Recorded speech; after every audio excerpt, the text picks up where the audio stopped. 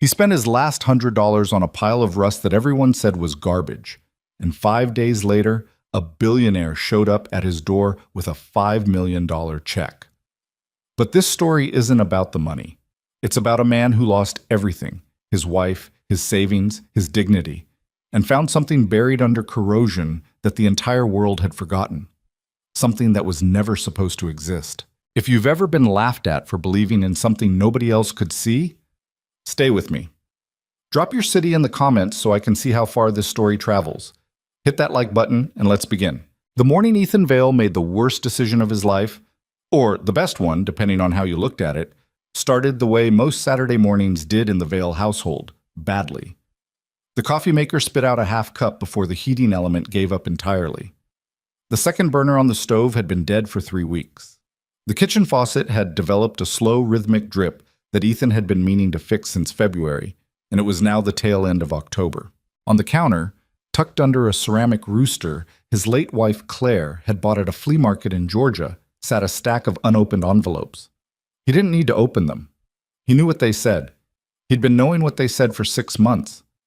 Ethan stood at the kitchen window in a faded gray t-shirt and the same pair of jeans he'd worn 3 days running, watching the backyard with a mug of lukewarm, half-brewed coffee pressed between both palms.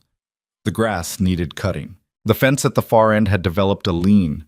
Claire's garden, the little rectangle of raised beds she'd built herself with pressure-treated lumber and a YouTube tutorial, was overgrown now, the tomato cages twisted and abandoned, the soil gone dry and cracked. He looked at it every morning. He hadn't touched it since she died. "Dad." He turned. Mason was standing in the kitchen doorway in his socks, 8 years old and already dressed, which meant he'd been up for a while and had been quiet about it. He did that sometimes, moved through the house like he was trying not to disturb something. Ethan hated that. He hated that his kid had learned to be careful in his own home. "Hey, bud."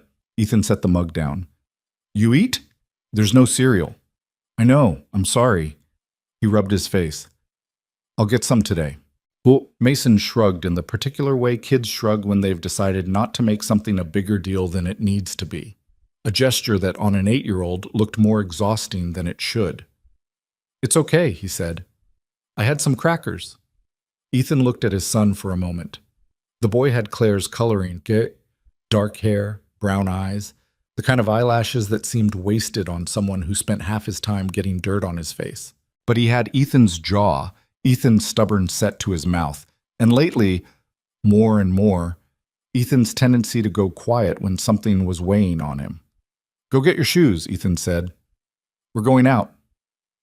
The salvage yard on the east side of Collier Street was called Durbin and Sons, which was a generous name for what was essentially a sprawling graveyard of metal and rubber that stretched across 2 acres of cracked asphalt behind a chain-link fence.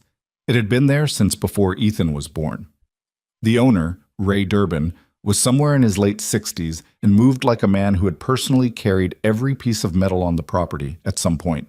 He wore the same canvas jacket every time Ethan had ever seen him, and he smelled like gear oil and tobacco and something else.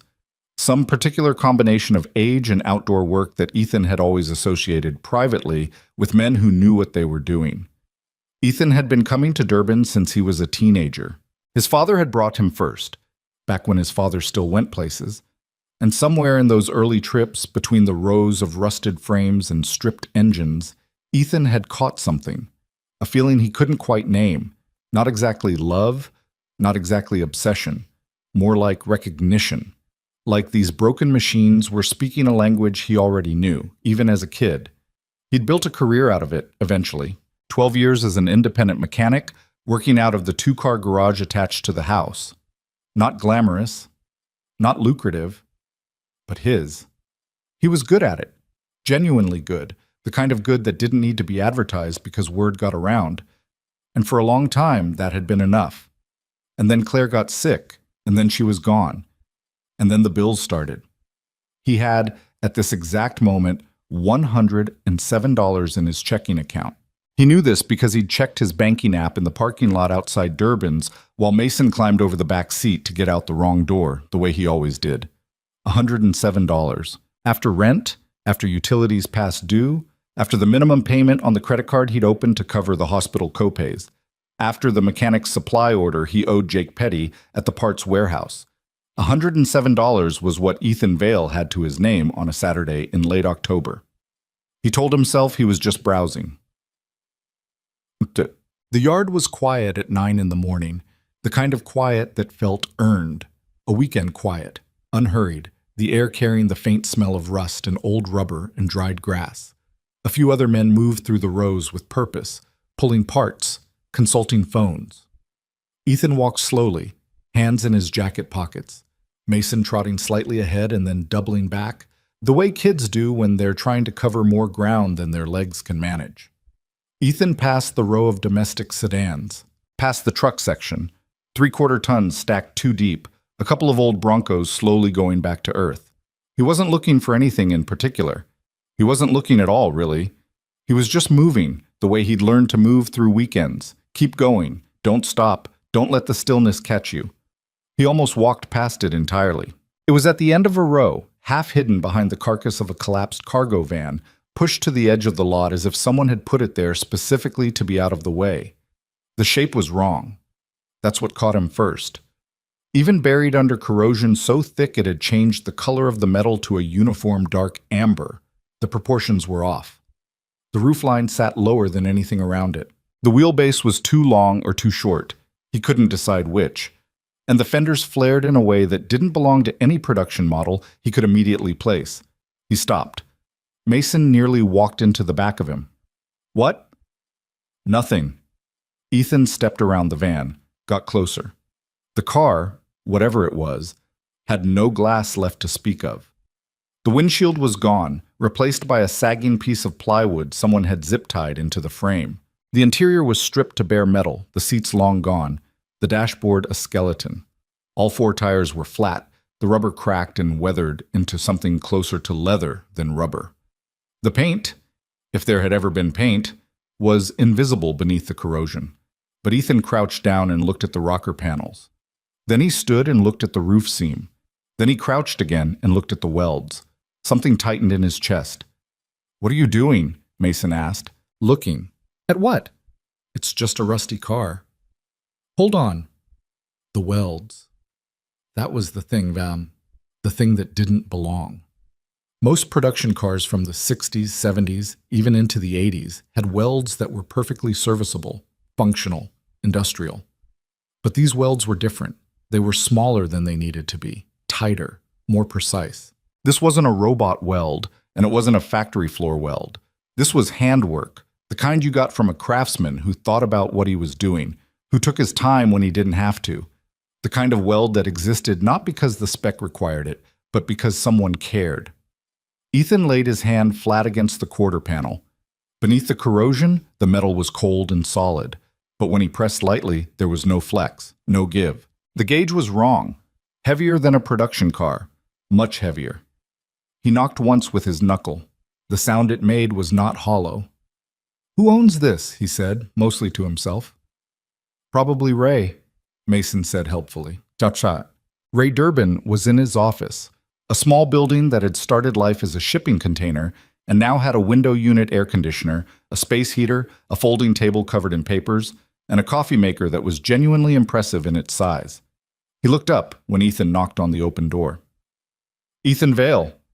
He didn't smile, but his eyes creased, which was the same thing on Ray. "Haven't seen you in a few months."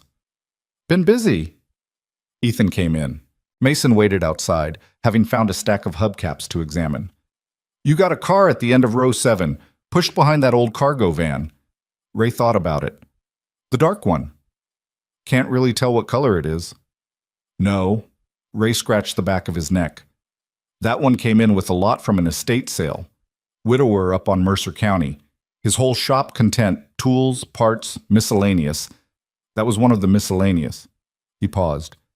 "I'll be honest, I don't know what it is. My guy said it looked like some kind of custom something, but nobody's shown any interest. Been there 6 weeks." "What do you want for it?" Ray looked at him. "You know what it is?" "No." "Then why do you want it?" Ethan thought about the welds, about the gauge of the metal, about the proportions that didn't fit anywhere in his mental catalog of production vehicles. Because someone built it carefully, he said, and I want to know why. Ray named a price. Ethan countered. Ray countered back. They went 2 more rounds, the haggling comfortable and old between them, like 2 people who'd done this before. In the end, Ethan walked out of the container with a receipt and $100 less in his bank account. He had $7 left. Mason looked at the receipt, then at the car, then at his father. We actually bought it? We did. It doesn't have tires. It has tires. They're just flat. It doesn't have windows. That's fixable. Mason stared at the car for a long time, with the particular expression kids have when they're deciding whether to believe something. Finally, he said, "How are we getting it home?" "I'm going to call Caleb." Mason thought about this. He's going to say something mean about it. Probably. What? Caleb Brooks said 4 mean things about the car before he even got out of his truck. He'd pulled up to Durbin's 45 minutes after Ethan called him. Caleb always said he'd be there in 20 and always took 45. This had been true for 15 years, with a flatbed trailer hitched behind his F2 50 and a large coffee in a gas station cup. He drove the length of row 7, stopped, rolled down his window, and looked at the car for a long time. Then he said, "Ethan, I know. That is a genuinely terrible-looking piece of machinery. I know. It has no wheels, effectively. I know, Caleb. You paid actual money for this. $100. Caleb was quiet. He was a big man. Not fat, just solid, the kind of solid that comes from 20 years of physical work, with a wide, expressive face that was currently doing a lot of work to not fully display what he thought. He and Ethan had known each other since 7th grade. Caleb had been at the hospital when Claire died. He'd helped Ethan carry the casket.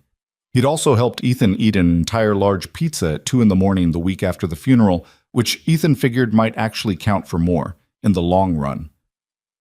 $100, Caleb repeated. Yeah. That's, He took a long drink of his coffee. How's your account looking right now? Just so I'm oriented here. Don't. That bad? Caleb. Okay. He put the truck in park and got out. He was 6'2" and made the car look even smaller than it was. He walked around it once, slowly, hands in his pockets. Then he stopped at the rear quarter panel, where Ethan had noticed the welds. He leaned down, looked. He didn't say anything for a moment. The welds, Ethan said. Yeah, I see the welds. Caleb straightened up. Something had shifted in his expression. Not convinced, not even close to convinced, but something less dismissive than before. That's unusual. The metal gauge is wrong too heavy. And the roofline, I see it. Caleb walked around to the front. Without the hood ornaments or grille details, the nose of the car was strangely featureless, stripped down to just its shape. The shape itself was low and purposeful. What do you think it is? I don't know yet. That's not exactly a reassuring answer when you've just spent your last... Caleb? Right, okay. He clapped his hands together once. Let's load it up. They drew a small audience getting the car back to Ethan's house. It wasn't the trailer. Flatbeds were common enough on their street, a working-class block in the middle of Collier, where half the driveways had a project in some stage of completion. It was the car itself. Even shrouded in rust and degradation, something about it attracted eyes. Maybe the shape. Maybe the way the morning light caught the corrosion in a way that made it look almost amber instead of just dirty. Whatever it was, people looked. The Hendersons from across the street came to their porch when Caleb backed the trailer into the driveway. Tom Henderson was a retired lineman with strong opinions about property values, and he expressed one of those opinions wordlessly, but clearly by standing with his arms crossed and watching with the particular expression of a man who has already decided something. Mrs. Okafor from 2 houses down was out walking her dog and stopped to observe, and Vanessa Pierce was there. Of course she was. Vanessa Pierce had lived 4 houses down for 3 years, and in that time she had evolved from new neighbor to the woman who puts the for sale signs too close to my driveway without any discernible intermediate stage. She was a real estate agent, successful, from what Ethan could tell, or at least she drove a good car and wore good clothes, and she had a way of looking at things that had a price on them that was distinct from her way of looking at everything else. She turned it on the car now, standing at the edge of Ethan's driveway in a weekend outfit that still managed to look professional. "What is that?" she said. Ethan was guiding the wheels off the trailer. "A car. It doesn't look like a car. It looks like something you'd find at the bottom of a lake." Caleb, from the other side of the trailer, made a sound that might have been a suppressed laugh. "It's a restoration project," Ethan said. Vanessa Pierce tilted her head slightly, the way she did when she was calculating something. "You bought that?" The emphasis on that was precise and deliberate. "I did." She looked at the car, then at him, then at Mason, who was standing on the porch watching with his arms folded across his chest, in a posture that was, now that Ethan noticed it, almost identical to Tom Henderson's. Then she said simply, "That's junk, Ethan." And she said it not unkindly, which was almost worse. She said it the way you say something to someone you've decided needs to hear the truth, because they're clearly not capable of arriving at it themselves. "You're smarter than that." She walked back toward her house. Ethan watched her go.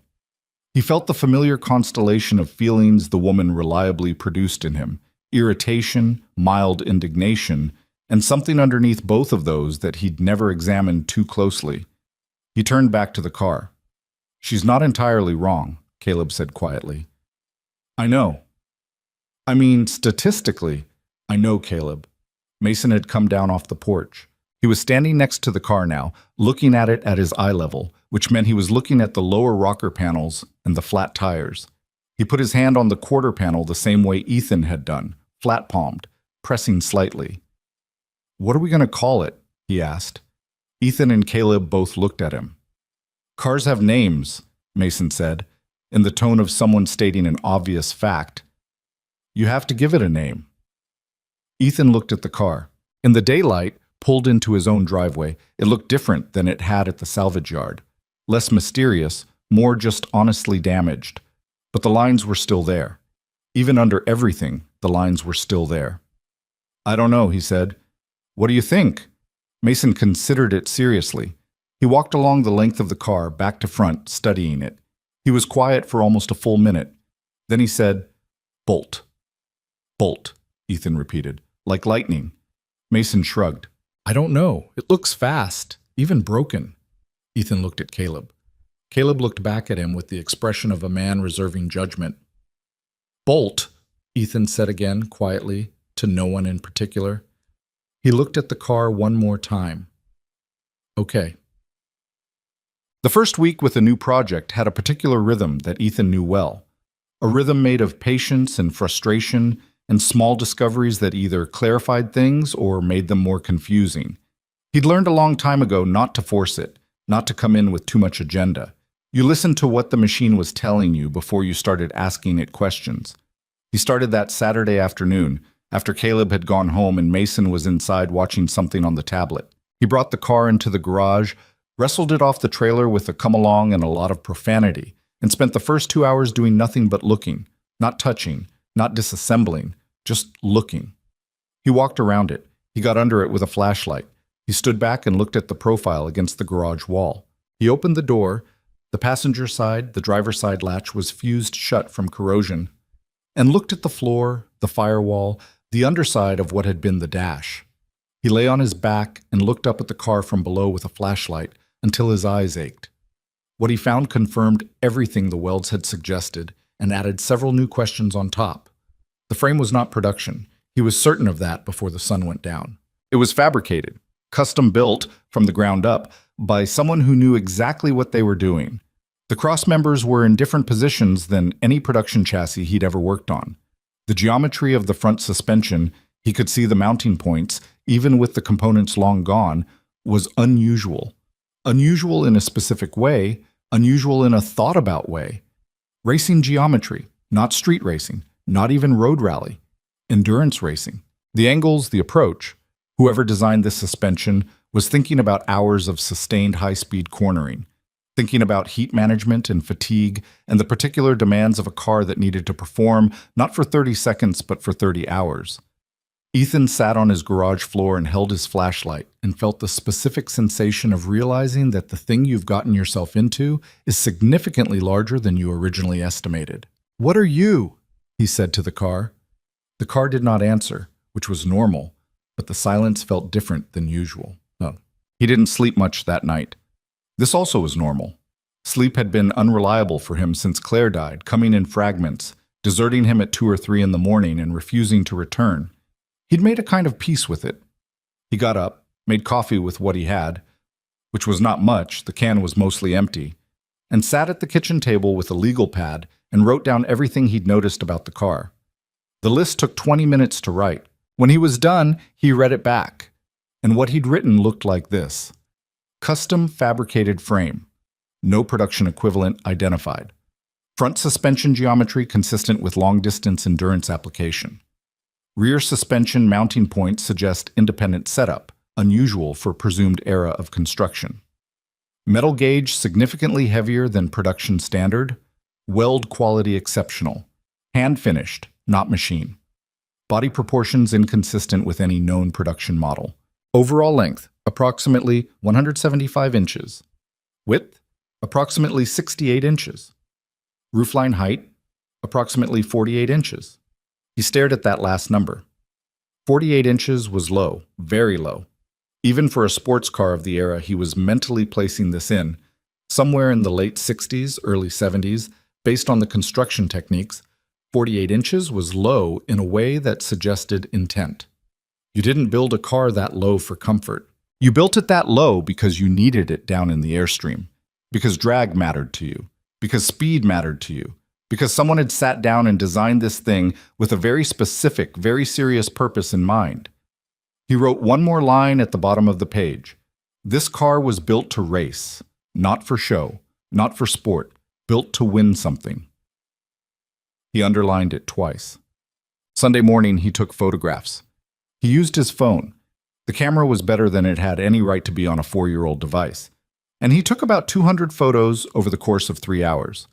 Frame welds, suspension mounts, body seams, floor structure, every detail he could get a clear shot of.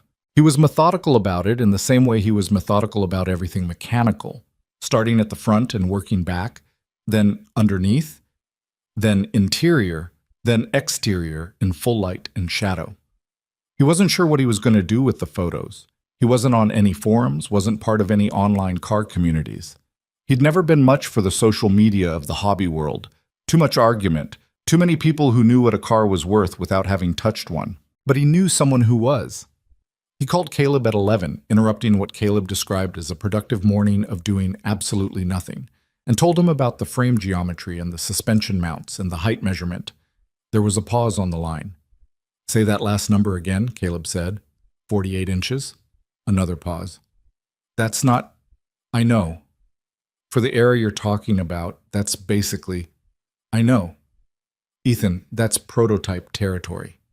"I know, Caleb." A long silence. Ethan could hear, faintly, the television in Caleb's background go quiet. "Okay," Caleb said, and his voice had changed. The mild, deflecting humor had gone out of it, replaced by something more focused. "Send me the photos. All of them. I'm going to put them on the Historical Motorsport Preservation Board. Those guys have encyclopedic knowledge. They've cataloged basically every significant racing prototype from the 50s onward. If this is what you're suggesting it might be, someone on that board will know. And if nobody knows, then it might not be what you're suggesting it might be. Or it might be something nobody's seen."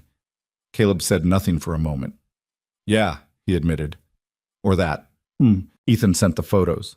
Then he went back to the garage and kept working. He wasn't disassembling, not yet, not without knowing more, but he was cleaning.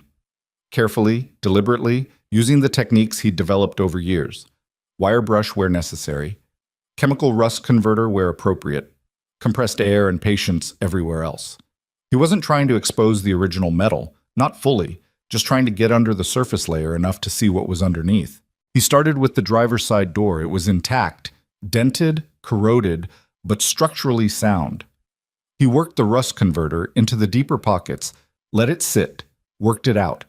Then he moved to the central surface and brushed carefully, using a medium bristle head that could clear loose oxidation without scratching the underlying metal.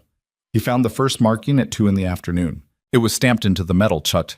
Not painted, not applied, but actually stamped the way VIN numbers were stamped. Except that this was not a VIN number. It was a sequence. A letter, then 4 numbers, then 2 more letters. He cleaned around it until the stamping was fully visible. A space 0071 MR. He stared at it for a long time. Then he went to the rear of the car and started cleaning the same area on the passenger side. 20 minutes later, he found a second stamp, Mercer Proj/DR2. His hand stopped moving. Mercer. He didn't know that name, not specifically, but the word project combined with the designation DR, as in developmental racing possibly, made his scalp feel strange. He took a photograph, then another. Then he went inside, washed his hands, sat down at the kitchen table, and typed into his phone's search bar, Mercer Motorsport Prototype Endurance Racing. The results were thin, a few forum threads, a Wikipedia stub article about something called the Mercer Endurance Project, underfunded and ultimately abandoned, dated to the early 1970s. The article was 2 paragraphs long and read like it had been written by someone working from a secondary source. It mentioned a lead engineer named Adrian Mercer, no Wikipedia page of his own, and noted that the project had dissolved after a warehouse fire that destroyed all developed prototypes. All prototypes. Ethan set his phone down on the table. He picked it up again, read the line again. All developed prototypes. He put the phone down a second time. Mason came into the kitchen and looked at him. You okay? Fine. He pushed back from the table. You hungry? I should make lunch. You look like you're thinking hard about something. I am. Ethan stood up. I'm thinking about the car. Mason considered this. Is it bad thinking or good thinking? Ethan looked toward the garage door. I genuinely don't know yet, he said. And that, for the rest of that Sunday, was the honest truth. The email from Caleb came at 8:40 that evening. It was 3 lines long. Ethan, I posted your photos on the HMP board an hour ago. Already 47 replies. These guys are losing their minds. One of them is claiming this is the DR2 prototype from the 72 Mercer project. Another one says that's impossible because all DR2s were destroyed in the Harwick warehouse fire. They're fighting about it in the comments. I'm attaching a screenshot. Ethan opened the screenshot. The forum thread was titled, in the particular enthusiastic caps of online hobbyists, "What is this frame geometry? Someone please identify." Below that, 47 replies and climbing. He scrolled through them. The tone shifted as the thread went on, from curious to excited to, in a few places, something closer to urgent. One user with the handle Motorsport Archivist had written a reply that was significantly longer than the others, dense with technical detail, comparing Ethan's photographs to archived engineering drawings, drawing conclusions with the careful language of someone who had been wrong before and didn't want to be wrong again. The last line of that reply read, "If these photographs are genuine and unaltered, this may be the most significant motorsport discovery in 30 years. Ethan closed the screenshot. He looked at the garage door. Then he called Caleb. You saw it? Caleb answered immediately. I saw it. So. Ethan exhaled. So I don't know. They think it's the DR2. The internet thinks it's the DR2. The Historical Motorsport Preservation Board thinks it's the DR2. These are not random people, Ethan. These guys are academics and curators, and I know who they are. Then you know that when Motorsport Archivist says something is significant, it's significant. That guy is the most cited motorsport historian in Caleb. Ethan pinched the bridge of his nose. I found the stamps. Mercer Project DR2. That's on the car. I found it today. Silence. Tell me that's on the car, Caleb said. I took pictures. I'll send them. More silence. Then, Ethan, I know. You bought this car for $100. I know, Caleb. Your last $100. I know that too. The line went quiet for a moment. The kind of quiet that exists between two people who have known each other long enough to understand that some things don't need saying. Then Caleb said, with real weight, "Man." Just the word. Just the one word delivered like a long breath released. "Yeah," Ethan said. He sat down on the garage floor with his back against the wall and looked at Bolt, at the rust-covered, windowless, tireless, nameless thing that his son had named. And for the first time since he'd bought it, he allowed himself to consider the possibility that he hadn't made the worst decision of his life that Saturday morning. Or even just the best one. He allowed himself to consider that he might have made a decision of an entirely different category altogether. Outside, the neighborhood was quiet. The October dark had settled in fully, and through the small garage window, he could see the streetlight on Collier throwing its yellow light across the empty pavement. Somewhere down the block, Tom Henderson's dog was barking at something. Across the street, he could see the light in the Okafor house, the blue flicker of a television. And 4 houses down, behind a neat row of precisely planted shrubs, was the house where Vanessa Pierce had gone back to after telling him, not unkindly, that his car was junk. He thought about that for exactly 2 seconds. Then he looked back at the car. "Okay," he said to it. "Okay." He picked up the wire brush, and he went back to work. The forum thread had 412 replies by Monday morning. Ethan discovered this at 6:15 when he woke up. Not from an alarm. He hadn't used an alarm since the period right after Claire died, when getting out of bed required external enforcement, but from the particular restlessness that had been his version of sleep lately. He lay in the dark for about 30 seconds, then gave up, got dressed, and checked his phone. 412 replies. He'd gone to bed at midnight with 93. He sat on the edge of the bed and scrolled. The thread had evolved overnight from a technical debate into something closer to an event. New users had joined the Historical Motorsport Preservation Board specifically to comment. Their account creation dates were visible next to their usernames, and a dozen of them read "joined yesterday." Someone had cross-posted Ethan's photos to 3 other forums. Someone else had apparently posted them on a general car enthusiast platform with a following in the hundreds of thousands, because Motorsport Archivist had replied to that post directly, which had generated its own separate explosion of commentary. The word DR2 appeared in the thread so many times that Ethan's eye had started skipping over it, but the language around it kept changing. In the first 100 replies, people were cautious, speculative, using phrases like "if this is genuine" and assuming the photos aren't manipulated. By reply 200, the caution had started giving way. By the time the thread hit 300, someone had written, "I've spent 20 years tracking down every piece of documentation related to the Mercer project, and I am telling you, those welds match Adrian Mercer's known technique exactly. This is not a coincidence. This is not a reproduction. That is the car." Ethan read that 3 times. Then he put his phone down, went to the kitchen, and made coffee with the last of what was in the can. The coffee was weak and slightly bitter, and tasted exactly like what it was, the bottom of something nearly exhausted.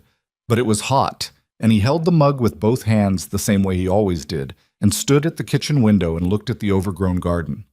He thought about Adrian Mercer. He'd spent part of Sunday night reading everything he could find about the Mercer Endurance Project, which wasn't much. The Wikipedia article. 2 forum posts from years back, both inconclusive. A single paragraph in a digitized motorsport yearbook from 1973 that mentioned the project in passing, describing it as an ambitious but ultimately ill-fated attempt to develop an indigenous American endurance racing platform. 1 photograph, blurry, low resolution, clearly scanned from a print, that showed 2 men standing in front of what might have been a car or might have been a covered shape on a platform.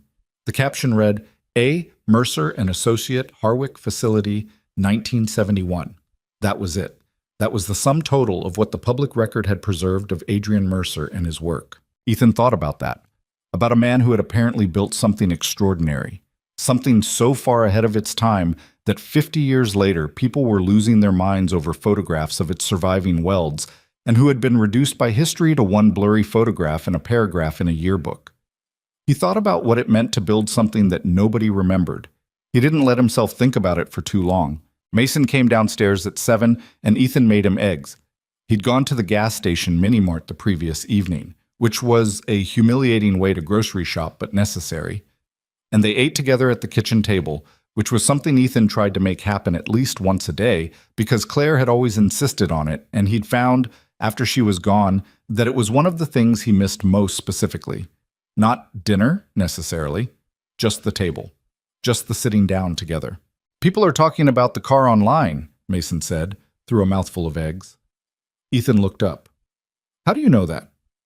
"I heard you on the phone with Caleb last night."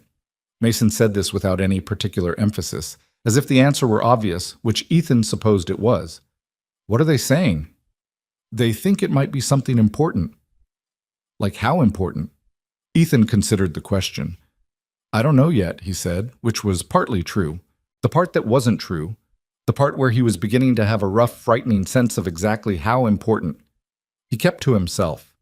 He'd learned something in the years of running a small business, and then in the harder years after Claire, about not putting weight on possibilities before you knew if they were real. Hope was expensive. He couldn't afford expensive right now. "Can I come to the garage after school?" Mason asked. "Yeah, just do your homework first." "I always do my homework first." "You do it eventually. That's not the same thing." Mason made the face he made when he technically couldn't argue with something. "Can I bring Dylan?" "Sure." After Mason left for school, Ethan went to the garage. He had a job waiting, a brake job on the Castellano family's minivan sitting in the other bay since Friday, and he needed to finish it before end of day because Mrs. Castellano had called twice already. He did the brake job first, worked efficiently, got it done by 10. Then he called Mrs. Castellano, who said she'd pick it up that afternoon, and then he stood in the now empty second bay and looked at Bolt. He'd spent Sunday evening and most of Sunday night cleaning the driver's side door and the rear quarter panel. The rust converter had worked well, better than expected, and the underlying metal had come up clean and solid. No hidden perforation, no cancer eating through the structure. Just surface oxidation over sound material. Whoever had stored this car, or abandoned it, or hidden it, or whatever the story was, had done so in a dry environment. That mattered enormously. But what he'd found while cleaning wasn't just metal. Under the corrosion on the rear quarter panel, he'd found something he hadn't mentioned to Caleb yet. He'd found color. Not much. A ghost of it, really. A trace preserved only where the rust had been unusually shallow, where the original surface had been somehow protected from the worst of the oxidation. But it was there, a stripe, maybe 2 inches wide, running horizontally along the lower third of the quarter panel. And the color of the stripe, what remained of it, was a deep, specific blue. Not navy, not royal. Something in between, with a quality to it that suggested it had once been more saturated, more present, before the decades had muted it.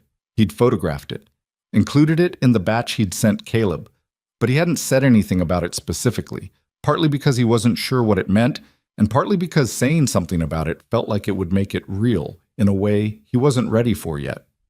He was thinking about the stripe when his phone rang. Unknown number. He almost didn't answer it. Unknown numbers were usually either spam or collection calls, and he developed a reflex of letting them go, but something made him pick it up. "Ethan Vale?" The voice was male, older, with an accent that sat somewhere between mid-Atlantic and New England, the kind of accent that had been educated into someone long ago and had stayed, precise, controlled. "Yeah," Ethan said. "My name is James Whitfield. I'm calling on behalf of Victor Ashcroft." A pause, as if the name were expected to produce a reaction. When it didn't produce an audible one, the voice continued. "Mr. Ashcroft is aware of the photographs you've posted relating to a possible surviving prototype vehicle. He'd like to arrange a meeting at your earliest convenience." Ethan was quiet for a moment. He looked at Bolt. "Victor Ashcroft," he said. "Yes. The Victor Ashcroft. There's only one, as far as I'm aware." Ethan knew the name. Anyone who'd spent any time around serious motorsport knew the name. Victor Ashcroft had been, one of the great names in American endurance racing. Not a driver, a builder, a financier. A man who had put together 2 Le Mans campaigns in the late 70s and early 80s, who had funded championship-winning programs, who had an entire wing of the National Motorsport Museum named after him. He was in his 80s now. He'd been retired from active involvement in racing for over 20 years. "Why does Victor Ashcroft want to meet with me?" Ethan said. Another brief pause. Mr. Ashcroft prefers to explain that personally, Whitfield said. He's prepared to travel to your location if that's more convenient. He understands this may be an unusual request. Yeah, Ethan said, it's a little unusual. Would tomorrow afternoon be workable? Ethan looked at his garage, at the car, at the stripe of old blue paint still visible on the quarter panel in the morning light. Let me call you back, he said. He hung up. Then he immediately called Caleb. Caleb answered on the second ring. I was about to call you. Did you see the thread this morning? It's at like 500. Victor Ashcroft's assistant just called me. Dead silence. Caleb. I heard you. I'm just... A sound that might have been Caleb sitting down heavily somewhere. Victor Ashcroft. He wants to meet. His guy says he'll come here. He'll come there. Caleb's voice had a quality Ethan had almost never heard in it. Something close to genuine awe, which sat awkwardly on a man who made a point of being unimpressed. Ethan, Victor Ashcroft doesn't go to people. People go to Victor Ashcroft. The man has a compound in Connecticut. I know who he is. Then you know this doesn't happen. This man calling you directly? His assistant calling you. That's not how this works for a maybe car on a maybe forum post. He knows something. He already knows something about that car. Ethan said nothing. Are you going to meet him? Caleb asked. I don't know. What do you mean you don't know? Ethan, I mean I need to think about it. He paused. Come over tonight. I'll be there at 6, 7, 6:30. Fine. He hung up again and stood in the garage for a long moment, and the morning light came through the small windows and fell across Bolt in long, pale strips, and the car sat there in its damaged stillness, keeping whatever it knew to itself. The neighborhood found out about the forum thread sometime around noon on Monday. Ethan wasn't sure exactly how it happened. These things moved in ways that were hard to trace, but by the time he walked to the mailbox at 12:30, Tom Henderson was standing at the edge of his own driveway with a tablet computer, which was notable because Tom Henderson was not a tablet computer person. He was squinting at the screen and then looking at Ethan's garage and then squinting at the screen again. That your car they're talking about on the internet? He called across the street. I don't know what car they're talking about, Ethan said. Says here somebody found a lost racing prototype worth... Henderson squinted harder. It doesn't say how much. Just says significant. Like I said, I don't know. He took his mail, more envelopes, at least one of which was definitely a past due notice from the electric company, and went back inside. He looked through the front window. Henderson was still standing there with his tablet. Down the block, Mrs. Okafor had come out onto her porch, and the two of them exchanged something across the distance. By 3 in the afternoon, when Mason came home from school with his friend Dylan, there were 2 people on the sidewalk outside who Ethan didn't recognize. A man in his 40s with a camera around his neck, which seemed excessive, and a younger person who kept looking at a phone and then at the house and then at the phone again. Neither of them did anything. They just stood there. Mason walked past them without comment, which was how Mason handled most inexplicable adult behavior. Dylan, who was 9 and had less practice with inexplicable adult behavior, stopped and stared openly until Mason pulled him along by the sleeve. Who are those people? Mason asked, dropping his backpack on the kitchen floor. I don't know. Are they here about the car? Probably. Mason looked back through the front window. That's weird. Yeah, Dylan said. Can we see the car? Ethan let them into the garage. He watched Mason show Dylan around Bolt with a proprietary confidence that had developed over the weekend. Explaining the welds, pointing out the suspension mounts, repeating back things Ethan had told him with the particular earnestness of a kid passing on something he considers important. Dylan was appropriately impressed, which was all Mason really needed. Ethan stood in the doorway between the house and the garage, watching his son explain an endurance racing prototype to a 9-year-old, and felt something in his chest that he couldn't entirely account for. He got Mason's homework started at the kitchen table and then went back to work. By the time Caleb arrived at 6:45, claiming it was 6:30, which was a lie, Ethan had cleared the corrosion from the entire driver's side of the car and found 2 more stampings. One on the door jamb, partly obscured by a crumpled section of metal that would need straightening. One on the inner sill, very small, almost invisible, AM/72. Adrian Mercer, 1972. Caleb stood in the garage doorway with his gas station coffee and looked at what Ethan had uncovered that day.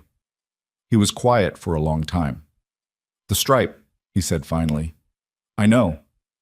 "That's original paint." "I know. The Mercer Project cars ran blue. I looked it up today. A specific blue.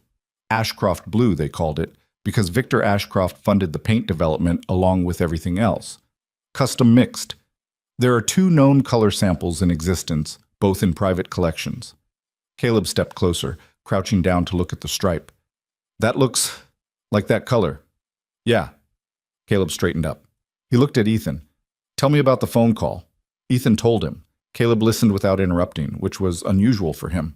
When Ethan finished, Caleb drank his coffee and thought for a moment. "You should meet him," Caleb said. "I know." "Tomorrow is fine. Let him come here." "You don't go to him." "I wasn't planning to." "Good." Caleb looked at the car again. Something moved across his face, not quite worry, but adjacent to it. "You need to be careful, Ethan." "About what?" "About the fact that you have something valuable in your garage and you have no legal protection around it, and you are currently $7. You started this week with $7. It's more than that now. I finished the Castellano job." "Great, you have maybe $300 and something that might be worth—" Caleb stopped. "We don't know what it's worth. That's the thing. We don't have any framework for this. Do you know what a one-of-a-kind historically significant racing prototype sells for at auction?" "No." "Neither do I. And that's the problem." Caleb set his coffee down on the workbench. "Don't let anyone in that garage before you talk to a lawyer. Nobody. Not Henderson with his tablet, not the camera guy on your sidewalk, not Victor Ashcroft until you know what his angle is. He built the car, Caleb, or helped build it. That's what this is about." "Maybe. And maybe this is about something else." Caleb held his gaze. "Just be careful. You've had a rough couple of years. I don't want to watch you get taken advantage of because someone showed up with a nice suit and a big number." Ethan nodded. This was the version of Caleb that most people didn't see. The one underneath the wide, deflecting humor, the one that had shown up at the hospital and sat with Ethan for 6 straight hours without saying much of anything. The one who was loyal in a way that was quiet and total and had never once needed to announce itself. "I'll call the lawyer in the morning," Ethan said. "Sandra Reyes. She handled Claire's estate." "Good." "And I'll call Whitfield back. Set the meeting for tomorrow afternoon." Caleb picked up his coffee. "You want me here for it?" "Yeah, I do." "Okay." He looked at the car one more time. "Bolt," he said quietly, in the way someone says something they've been skeptical about but are beginning to revise their position on. "Yeah," Ethan said. "Mason named it right." Tuesday started with 2 more strangers on the sidewalk and a voicemail from someone claiming to represent a private collection in Germany, which Ethan listened to once, found alarming, and deleted. He called Sandra Reyes at 8:15. She was an estate lawyer, not a property or IP lawyer, but she was sharp and she knew people, and by 9:30 she'd connected him with a colleague named Franklin Dodd, who handled art and collectibles disputes, and who had apparently some experience with significant automotive fines. Franklin Dodd listened to Ethan describe the situation over the phone with occasional short sounds of acknowledgement. When Ethan was done, Dodd was quiet for a moment. "The Mercer DR2, he said. "That's what people are saying. I've heard of it. In the industry, it's one of those—" He paused. "It's a holy grail situation, the kind of car that serious collectors have theorized about and never been able to substantiate. If this is genuine—" Another pause. "You bought it for $100? "Yes." "From a licensed salvage dealer?" "Yes, I have the receipt." "Keep the receipt. Keep every document related to the purchase.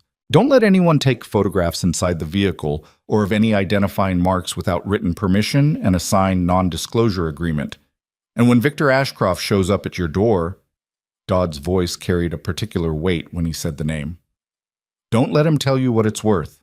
Let him tell you what it means to him. Those are different conversations." Ethan wrote that down. Dodd continued, "He may have a claim of some kind based on his historical involvement with the project. He may have paperwork, engineering rights, something. I'd need to research that. But the car was purchased legally from a legitimate seller as part of an estate. Your title is clean as long as the estate was clean. and it almost certainly was if Ray Durbin handled it. He's been in business 40 years. Good. Keep me available this afternoon. You can text me updates and I'll tell you if anything sounds wrong.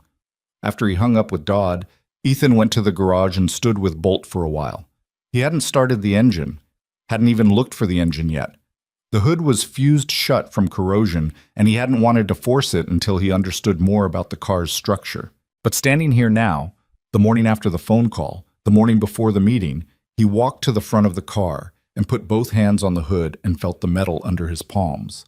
Whatever was under there had been designed by someone who was thinking far ahead of his time, who had built a frame that specialists were still calling revolutionary 50 years later, who had created suspension geometry that people with engineering degrees were writing paragraphs about in online forums, who had, apparently, built something so significant that it changed professional racing, even after the project died, even after the fire, even after the man himself disappeared from the public record. Ethan thought about Adrian Mercer. He'd looked for more information the night before and found almost nothing new. A mention in an archived racing newsletter from 1974, a single line noting that A. Mercer, formerly of the Harwick Endurance Project, has retired from competitive development. No photograph. No further mention. Just that one line, and then silence. A man reduced to a footnote, and then the footnote quietly removed. Ethan pressed his palms harder against the hood. "Somebody's going to know who you were," he said. He wasn't sure if he was talking to Mercer or to the car. He supposed it didn't matter. But Victor Ashcroft arrived at 2:15 in a black Cadillac that was both understated and extremely expensive looking, the way things are when they don't need to announce themselves. James Whitfield got out of the passenger side first, 50s, trim, the kind of man who exists to make other people's logistics work, and came to the front door while the driver remained in the car. Ethan opened the door before Whitfield could knock. He'd been watching from the front window, which he wasn't proud of. "Mr. Vale, thank you for agreeing to this." Whitfield had the same voice from the phone, precise, controlled, not unfriendly. "Mr. Ashcroft is ready when you are." Ethan looked past him at the Cadillac. "He can come in." The rear door of the Cadillac opened and Victor Ashcroft got out. He was 83 years old, according to what Ethan had read, and he looked like a man in his 83rd year who had taken reasonable but not extraordinary care of himself. He was tall, had been taller once, you could see that in the frame, with white hair cut short, a face that was heavily lined but alert, and the particular posture of someone who had once commanded rooms and still remembered how it felt. He wore a dark coat, no tie, and he moved slowly but with clear intention. He looked at the house first, not dismissively, just taking it in. A mechanic's habit maybe, or just an old man's habit of noting where he was. Then he looked at the garage. The door was open. He couldn't see much from the driveway, just the shape of the car and the interior dimness. He stopped walking, just for a moment, half a step. Then he continued to the front door where Ethan was standing. "Mr. Vale?" His voice was deeper than Whitfield's, with a slight roughness to it. He extended his hand and Ethan shook it. The grip was still strong. "Victor Ashcroft, I appreciate you seeing me." "Come in," Ethan said. Caleb was in the kitchen when they came through the house. He'd arrived an hour early, which was unprecedented, and had spent the time drinking coffee and pretending to be relaxed, which he was not. He introduced himself to Ashcroft with a handshake and a nod, and then took up a position near the counter, which was his version of being present and out of the way simultaneously. Whitfield stayed near the door. Ashcroft stood in the kitchen and looked toward the garage door. "Is it in there?" "Yeah," Ethan said. "May I?" Ethan gestured toward the door. He went first, hit the light switch. The overheads came up, the fluorescents flickering once before holding, and stepped aside. Victor Ashcroft walked into the garage and saw the car, and stopped. Not half a step this time. A full stop, both feet planted, as if the floor had decided to hold him in place. He stood at the garage entrance for what was maybe 10 seconds, but felt longer, looking at Bolt. At the clean driver's side, the visible stripe of old blue paint, the exposed stampings, the revealed structure of something that had been buried under decades of neglect. When he finally moved, it was slowly. He walked the length of the car from the rear, trailing one hand along the quarter panel without quite touching it, as if approaching something that might bolt if he moved too fast. He stopped at the driver's door. He looked at the stamp on the door jamb. A0071 MR. And his expression changed. It was not a performance. Ethan had met enough people in his years of working on other people's cars to know what performance looked like. The exaggerated appreciation, the theatrical exclamation. This was nothing like that. This was an old man looking at something he thought was gone and finding it was not gone, and the feeling that produced was too complicated and too real to perform. Ashcroft put his hand on the door, flat-palmed, the same gesture Ethan had made at the salvage yard. "Where did you find it?" he said, and his voice was the same voice from outside, but something had gone out of the control in it. Not breaking, just present.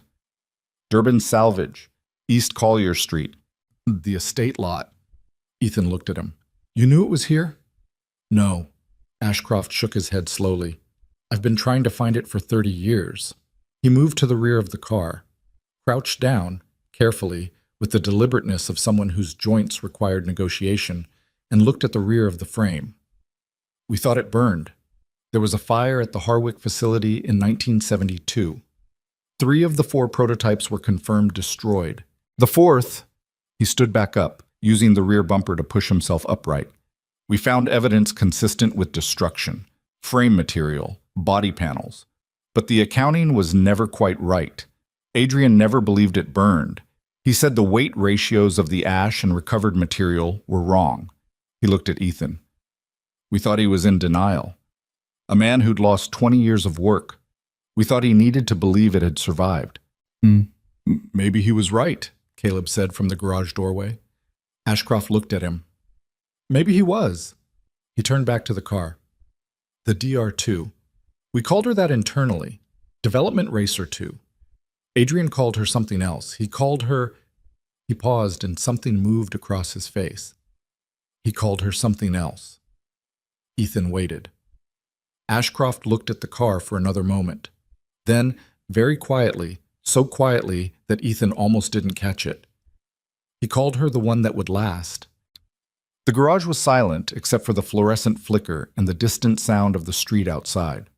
Ethan looked at Bolt, the one that would last. "Mr. Ashcroft," he said, "tell me about Adrian Mercer." The old man looked at him. He looked at him carefully, the way you look at someone you're deciding to trust. Then he found the old shop stool in the corner of the garage, the one Ethan's father had left behind, and he pulled it toward him and sat down, and the afternoon light came through the small garage windows, and he began to talk. Adrian Mercer, as Victor Ashcroft told it, was the kind of man that the industry produced rarely and remembered badly. Not because he wasn't exceptional, he was more than exceptional, but he was exceptional in ways that didn't fit the existing categories, and the existing categories were what the industry knew how to preserve. He was a self-taught engineer, no university, no formal credential.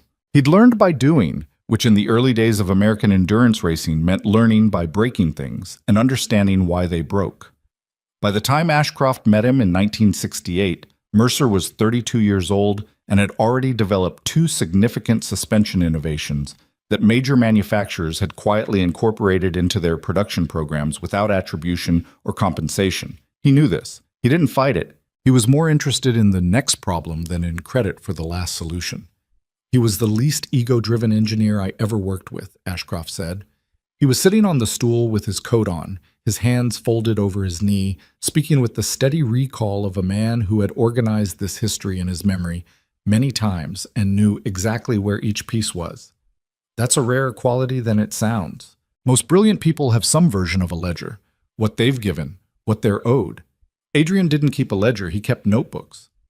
"What happened to the notebooks?" Ethan asked. "Lost in the fire." Or so we believed. Ashcroft looked at the car.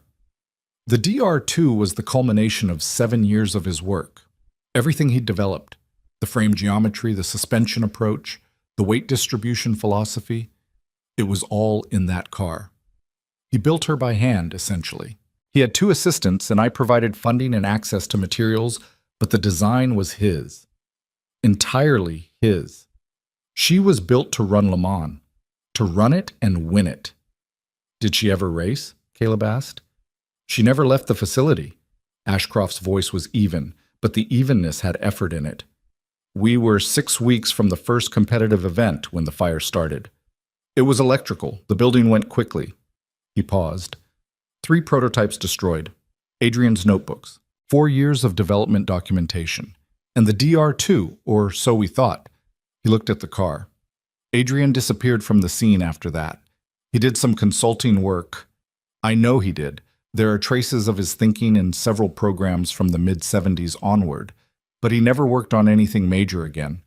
I tried to reach him several times over the years. He was polite. He wasn't interested. Where's he now? Ethan asked. Ashcroft looked at him, and in that look was something heavy. He died in 2019, in a care facility in Vermont. He had nobody. Never married, no children. His effects went to a nephew who had no connection to his work. He paused. The nephew settled the estate, sold the contents of a storage unit Adrian had maintained for decades, and apparently the unit contained enough material to fill an estate sale. Ethan was very still. The estate sale that ended up at Durbin's. That would be my theory, yes. The silence stretched. Ethan looked at the stamp on the door jamb. AM/72. Adrian Mercer. The man who had called this car the one that would last. Who had lived his final years in a care facility in Vermont while the thing he'd built, the extraordinary, impossible, revolutionary thing he'd built, sat under a tarp in a storage unit, waiting. He knew, Ethan said. Ashcroft looked at him. What? He kept it. He maintained the storage unit. He knew the car had survived the fire. Ethan looked at Ashcroft. He saved it. Ashcroft was quiet for a long moment. Then slowly, yes, I think he did. Why didn't he tell anyone? Another long pause. The old man looked at his hands. I've asked myself that for years, he said. I think, and this is only what I believe, I can't know, I think he stopped trusting the industry. After the fire, after everything that came after. He'd given his best work to a world that didn't know how to hold it carefully, and it burned. Maybe he decided the only way to protect what was left was to keep quiet about it. Ethan understood that in a way he couldn't fully articulate, the impulse to protect the thing you love by keeping it hidden from the world that might not value it correctly. Why are you telling me all this? Ethan said. Ashcroft looked at him directly. Because I want to make you an offer, Mr. Vale, and I want you to understand what you have before I make it, so there's no question later that I took advantage of your not knowing. Ethan said nothing. The DR2, Bolt, as your son named her, is the most significant surviving artifact in American motorsport history. She represents innovations that changed the sport. She represents a man who was never properly credited for those innovations. She represents... He stopped. His jaw worked slightly. She represents a great many things that have been wrong for a long time. He looked at Ethan, and whatever control was left in the old man's voice had mostly given way to something underneath it, something that had been sitting there since he walked into the garage, since he put his hand on the door and felt 50 years collapse into a single moment. I'd like to put that right, he said, if you'll let me. Ethan looked at Caleb. Caleb's expression was unreadable in the careful way it got when he was working hard to stay neutral. Ethan looked at Bolt. He thought about $7 in a bank account and past due electric bills and crackers for breakfast and a garden gone to seed that he hadn't been able to touch since Claire died. He thought about a man in a care facility in Vermont keeping his greatest work secret, trusting that it would last. I'm listening, he said. Whitfield produced the contract from a leather portfolio at 2:47 in the afternoon. Ethan knew the exact time because Mason had come home from school at 2:30. Early, because Tuesday was a half day, something Ethan had completely forgotten, and had stopped dead in the kitchen doorway when he found a man he didn't recognize sitting at his kitchen table across from his father. Caleb was on the counter stool. Victor Ashcroft had moved from the garage to the kitchen after 40 minutes of conversation, at Ethan's suggestion, partly because the garage was cold, and partly because Ethan needed to think in a space that wasn't the car's space. Mason looked at the old man. The old man looked back at Mason with the careful attention of someone who genuinely noticed children rather than tolerating them. You're Mason, Ashcroft said. Yeah. Mason looked at his father for context. Your father tells me you named the car. Mason shifted his weight slightly. Bolt, he said. Bolt. Ashcroft nodded slowly. Adrian would have liked that name. Mason didn't know who Adrian was, but something in the way the old man said it made him nod back, as if the statement deserved a response even without context. Then he looked at Ethan again, got nothing actionable from his father's expression, and went upstairs with his backpack. Ethan heard him stop at the top of the stairs, the particular pause that meant he was listening, then heard him go to his room. Whitfield set the portfolio on the kitchen table. Before you open that, Ethan said, I want to be clear about something.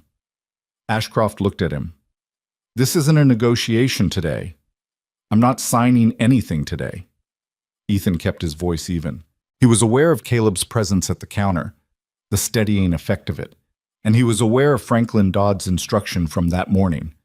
Let him tell you what it means to him. I have a lawyer reviewing anything before I put my name on it. That's not personal. That's how I handle things. Ashcroft regarded him for a moment. Then he almost smiled. Not quite, but the lines of his face arranged themselves in that direction. Good, he said simply. I'd be concerned if you didn't. Whitfield opened his portfolio and turned it to face Ethan without pushing it across the table, giving him the option to look or not look. Ethan looked. The number was at the top of the first page, above all the legal language and the clauses and the conditions, positioned there with the deliberate clarity of a man who understood that hiding the important thing in the middle of a document was a technique used by people who had something to hide. Ethan had expected a number. He told himself over the past 24 hours to be ready for a number that would feel large and to not let the size of the number make him stupid. He was not entirely prepared for $5 million. He read it twice. His face didn't change. He was reasonably certain his face didn't change. But something behind his sternum did a thing that was hard to describe. It wasn't exactly excitement. It was closer to the feeling of standing at the edge of something very high and looking down and understanding for the first time the actual distance to the ground. He pushed the portfolio back without touching the pages. I'll have my lawyer review it. Of course. Whitfield closed the portfolio. There's no time pressure. Mr. Ashcroft would like the matter resolved thoughtfully. What are the conditions? Ethan said. Give me the short version. Ashcroft answered that himself. Purchase of the vehicle at the stated price. Transfer of title. Commitment to restore and display the DR2 publicly with full historical attribution to Adrian Mercer's engineering. No private sale, no auction, no hidden collection. The car goes on permanent exhibit. He paused. And whatever name your son gave her stays with her. Caleb made a sound at the counter, not a word, just a sound that acknowledged the weight of what had just been said. Why public display? Ethan asked. Because that's what she deserves. No hesitation. No calculation. She was built to be seen. She was built to demonstrate what was possible. She spent 50 years in a storage unit because the world wasn't careful with her the first time. I intend to be careful with her now. Ethan looked at his kitchen table, at the scratch on the surface near the corner that Mason had made last year with a compass from his geometry set, at the ceramic rooster under which, most days, the stack of envelopes still lived. He'd moved the envelopes that morning, embarrassed by them in a way he hadn't been before. I'll have the contract to my lawyer by tonight, he said. After Ashcroft and Whitfield left, the black Cadillac pulling away from the curb with the quiet authority of things that don't need to make noise, Ethan stood on his porch for a moment in the October cold and looked at the street. The two strangers from yesterday had been replaced by three different strangers. A woman with a professional camera had joined the man from before. Someone had set up a camping chair on the sidewalk across from his house, which seemed like commitment. Tom Henderson was on his own porch again, arms crossed, watching the Cadillac disappear. Henderson looked at Ethan across the street. Something in his expression had changed from yesterday's studied disapproval. There was a question in it now, and the question had a kind of appetite that Ethan recognized and didn't particularly like. Ethan went back inside. Caleb was still in the kitchen, standing at the window with his third coffee of the afternoon, which meant he was running on anxiety fuel and would be up until 2 a.m. $5 million, Caleb said. I know. You're not... Caleb turned from the window. You're not going to do something stupid like turn it down. I'm not turning it down. Good. Because I will personally. Caleb, I'm not turning it down. Ethan sat at the kitchen table. He pressed his palms flat on the surface. The same gesture, always the same gesture. I just want to make sure the conditions are right. The conditions he listed sounded right. They sounded right. I want to make sure they are right. There's a difference. He looked at the table. He said public display with full attribution to Mercer. I want that in language that can't be walked back in 10 years when I'm not in a position to argue about it. I want the name Bolt in there. I want... He stopped. Caleb waited. I want something for the car, Ethan said finally, and he was aware of how it sounded, which was slightly irrational. Not for me. For the car. For what it represents. I want whatever comes out of this to be about Adrian Mercer and what he built, not about Victor Ashcroft's collection or the price tag or any of the rest of it. Caleb looked at him for a long moment. You know that's not a legal requirement, he said. That's a personal one. I know. Okay, Caleb set his coffee down. Then let's make sure Dodd writes it that way. What? The phone calls started that evening. The first was from a journalist at an automotive publication who had gotten Ethan's number from somewhere. He had a theory about where, and the theory involved Ray Durbin, who was not a man accustomed to keeping information that might generate interest, and who wanted to do a piece on the discovery. Ethan said no, politely, and hung up. The second was from a collector in Arizona who wanted to make a preemptive offer before the Ashcroft deal closed, which meant word had gotten out about the meeting faster than Ethan had expected. He said no to that one too, less politely, and hung up faster. The third call was from a number he recognized. He answered it. You met with Victor Ashcroft, said the voice on the other end. It was motorsport archivist, whose actual name, Ethan had learned from Caleb's research, was Dr. Leonard Cha, a motorsport historian at a university in Ohio. He'd posted on the forum thread 16 times in 2 days, and his posts were consistently the most technically detailed and the most carefully worded. He'd also, apparently, sent Ethan a direct message on the forum platform, which Ethan hadn't known he had an account on until Caleb set it up for him on Sunday. How do you know that? Ethan asked. Someone on your street posted a photo of the Cadillac on a neighborhood social media group. It's Victor Ashcroft's registered vehicle. I cross-referenced the plate. A pause. I apologize, that's probably alarming. I'm not a strange person. I'm a historian. Those aren't mutually exclusive, Ethan said, but without heat. Dr. Cha made a sound that might have been a laugh. No, I suppose not. I'm calling because I've been studying the Mercer project for 11 years. I wrote my doctoral dissertation on undercredited engineering contributions in American motorsport, and the Mercer project was the central case study. I've been trying to track down anything surviving from that period for almost a decade. He paused. I just want to know that whoever ends up with that car understands what they have. I understand what I have, Ethan said. I don't mean technically. I mean historically. I mean in terms of what Adrian Mercer represented and what was taken from him and what the car surviving actually means for the record. Another pause, and when Dr. Cha continued, his voice had a different quality, less careful, more direct. The innovations in that car's frame geometry were patented by 3 separate manufacturers in the mid-70s. None of them credited Mercer. 2 of them had direct access to the project before the fire. The car's survival is proof of prior art. It's documentation of one of the most significant cases of unattributed engineering in American motorsport history. Ethan was quiet. I'm not asking for anything, Dr. Cha said quickly. I'm not asking to come see it or to have access, or I'm just asking that whoever makes decisions about this car knows that story, the full story, not just the romantic version of the lost prototype. Tell me, Ethan said. So Dr. Cha told him. It took 45 minutes, and Ethan sat at the kitchen table the entire time, writing on his legal pad, asking occasional questions that Dr. Cha answered with the particular precision of someone who had thought about each answer many times before being asked. When they were done, the legal pad had 3 pages of notes, and Ethan had a significantly fuller picture of Adrian Mercer than he'd had before. Adrian Mercer had grown up in rural Kentucky, the son of a farm equipment repairman, in circumstances that gave him early access to machinery and no access to formal education in engineering. He had taught himself through disassembly, through correspondence courses, through the kind of obsessive self-directed learning that required enormous discipline and produced either nothing or something extraordinary, with very little in between. By the time he arrived in the motorsport world in his mid-20s, he had developed theories about load management and suspension geometry that were genuinely ahead of the existing literature.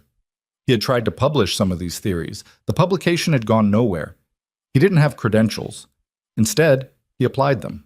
He found work with a small racing team in the Midwest, then gradually moved toward more serious programs, and his reputation grew in the particular way reputations grow among people who work with their hands, not through bylines or announcements, but through results. Through cars that handled better, ran longer, survived conditions that should have broken them. Victor Ashcroft found him in 1968 and funded the project that became the Mercer Endurance Program. For 4 years, Mercer built. The DR2 was the third and most advanced development racer, incorporating everything the earlier prototypes had taught. She was, Dr. Cha said, not just a car, but a complete engineering philosophy made physical.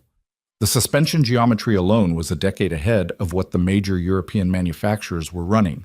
And then the fire. And then the slow, quiet disappearance of Adrian Mercer from the record. The patents, Ethan said, filed by Whitmore Racing in 1975, by Castellan Motorsport in 1976, by Hargreaves Engineering in 1977. All three had personnel with direct access to the Mercer facility before 1972. All three innovations are demonstrably present in the DR2's design. Dr. Cha's voice was carefully neutral, but the care itself communicated what neutrality was covering. Mercer never sued. He may not have had the resources. He may not have known the extent of it. By the mid-70s, he was essentially out of the industry. Living on nothing, Ethan said. Living on consulting fees, small ones. He was never destitute, as far as I can determine. But he was diminished, in every sense. A pause. He was a man who had built something extraordinary and watched the world take the parts it needed and forget the rest. After the call, Ethan sat in the quiet kitchen for a long time. Mason had come down at some point during the call, assessed the situation, made himself a bowl of cereal. Ethan had remembered to buy cereal. And gone back up, leaving a comfortable space the way Mason sometimes did, as if he understood when his father needed room to think without being alone. Ethan looked at the garage door. $5 million was on the table, and he hadn't said yes yet. And the reason he hadn't said yes yet was sitting in his chest like something he hadn't named. He picked up the phone and called Dodd. "I need an addition to the contract," he said when Dodd answered. "What kind?" "Mercer's engineering contributions need to be formally documented as part of the exhibit, not just credited in a plaque. Documented. The specific innovations, the specific patents they preceded, the specific manufacturers who benefited. All of it. Public record. Permanently attached to the exhibit." A pause. "That's going to be a significant ask." "I know." Ashcroft may push back. Then we'll see what he pushes back on and why. Ethan looked at the garage door. If he's serious about putting things right, he'll agree to it. If he's serious about Mercer getting credit, then all of Mercer's credit needs to be in there. Not just the nice parts. Dodd was quiet for a moment. "I'll draft the language," he said. "Send me what you have from the historian." Ethan photographed the 3 pages of notes and sent them. Wednesday morning arrived with fog and a new development that Ethan discovered at 7 when he went to get the newspaper, a habit he'd never fully abandoned despite the newspaper being objectively useless, and found a van parked at the end of the block with a logo on the side he recognized as belonging to a regional automotive interest television program. He looked at it. The van looked back. He took the newspaper inside and told himself this was manageable. By 9 a.m., Caleb had called twice, sent 4 texts, and shown up in person, which suggested it was not entirely manageable. "The forum thread is at 4,000 replies," Caleb said, sitting at the kitchen table with a look that was somewhere between energized and overwhelmed. "Dr. Cha posted a summary of the patent situation last night, and it's got..." He looked at his phone. 14,000 likes, and it's been shared 600 times. That's the forum. No, that's the cross post on the mainstream platform. Caleb set the phone down. Ethan, this is getting large. I know. The TV van outside, I saw it. You need to decide something soon, because right now the story being told is the story other people are making up, and some of those people are getting details wrong. One article this morning said you bought the car for $50. Another one said it's worth $20 million. He paused. Another one has a quote from someone claiming to be a neighbor, saying you're, and I'm quoting here, not the kind of person who would know what to do with something like this. Ethan looked at him. Which neighbor? The quote's anonymous. He had his suspicions. He left them where they were. I'm not talking to the TV van, he said. No, but you might need to say something at some point, because the version of this story that doesn't have your voice in it is going to be written without it. Ethan thought about Dr. Cha's voice on the phone the night before, a man who built something extraordinary and watched the world take the parts it needed and forget the rest. He thought about Adrian Mercer, who had stayed quiet, who had kept the car secret, who had trusted silence to protect it. When the deal is done, Ethan said, when the contract is right and signed and the details are settled, then I'll talk. He looked at Caleb. But the first thing I say publicly is about Adrian Mercer. Not the car, not the money. Mercer. Caleb held his gaze. Okay, he said. The contract went back and forth 3 times over Wednesday and Thursday. Franklin Dodd was thorough and unhurried, which Ethan appreciated in the way you appreciate a doctor who takes time to explain things, even when you're impatient to hear the conclusion. Whitfield handled Ashcroft's side with equal professionalism, and on the 2 points where Ethan's additions met resistance, the resistance was specific and answerable rather than principled objection. The first point was the historical documentation requirement, the patents, the manufacturers, the full accounting of what had been taken from Mercer's work. Whitfield's initial response was that this element was outside the scope of the automotive exhibit and would require legal review of historical patent records. Dodd replied that this was precisely the point and that the exhibit's scope should include it. Ashcroft resolved it himself on Thursday morning with a single email. Include it. All of it. We're past the age of comfortable omissions. The second point was the naming. Ethan had asked that Bolt be established as the car's permanent official name, not DR2, not the Mercer prototype, not any institutional designation. Bolt. Mason's name. Whitfield had suggested this might create complications with museum cataloging systems. Dodd had written back something dry and precise about the flexibility of cataloging systems. Ashcroft's email on this point arrived an hour after the first. The boy named her correctly. Bolt it is. Permanent and unalterable. Dodd called Ethan Thursday afternoon. I think we're close, he said. There are a few remaining clauses on the restoration timeline and the insurance valuation period that need refinement, but the substantive terms are agreed. The Mercer documentation is solid? It's written into the exhibit requirements as a non-negotiable permanent element. Removal or substantial alteration of the historical record portion requires unanimous agreement from a board that includes a motorsport historian. I've written Dr. Cha's institution into that provision, pending his agreement. Ethan was quiet for a moment. The $5 million, he said. Clear. No contingencies on the valuation, no clawback provisions, no performance requirements. It's a purchase price for a vehicle with historical significance, structured as a private sale. Taxes will be significant. I've connected you with a tax attorney who can structure the receipt appropriately, but the number doesn't change. Ethan pressed his palm on the kitchen table. Okay, he said. We should be ready for signatures Friday or Saturday. Saturday, Ethan said. He wasn't sure why Saturday felt right. Maybe because it was the day he'd bought the car. Thursday evening was quiet in the way Thursdays sometimes were, the week's momentum gathering itself before the final push.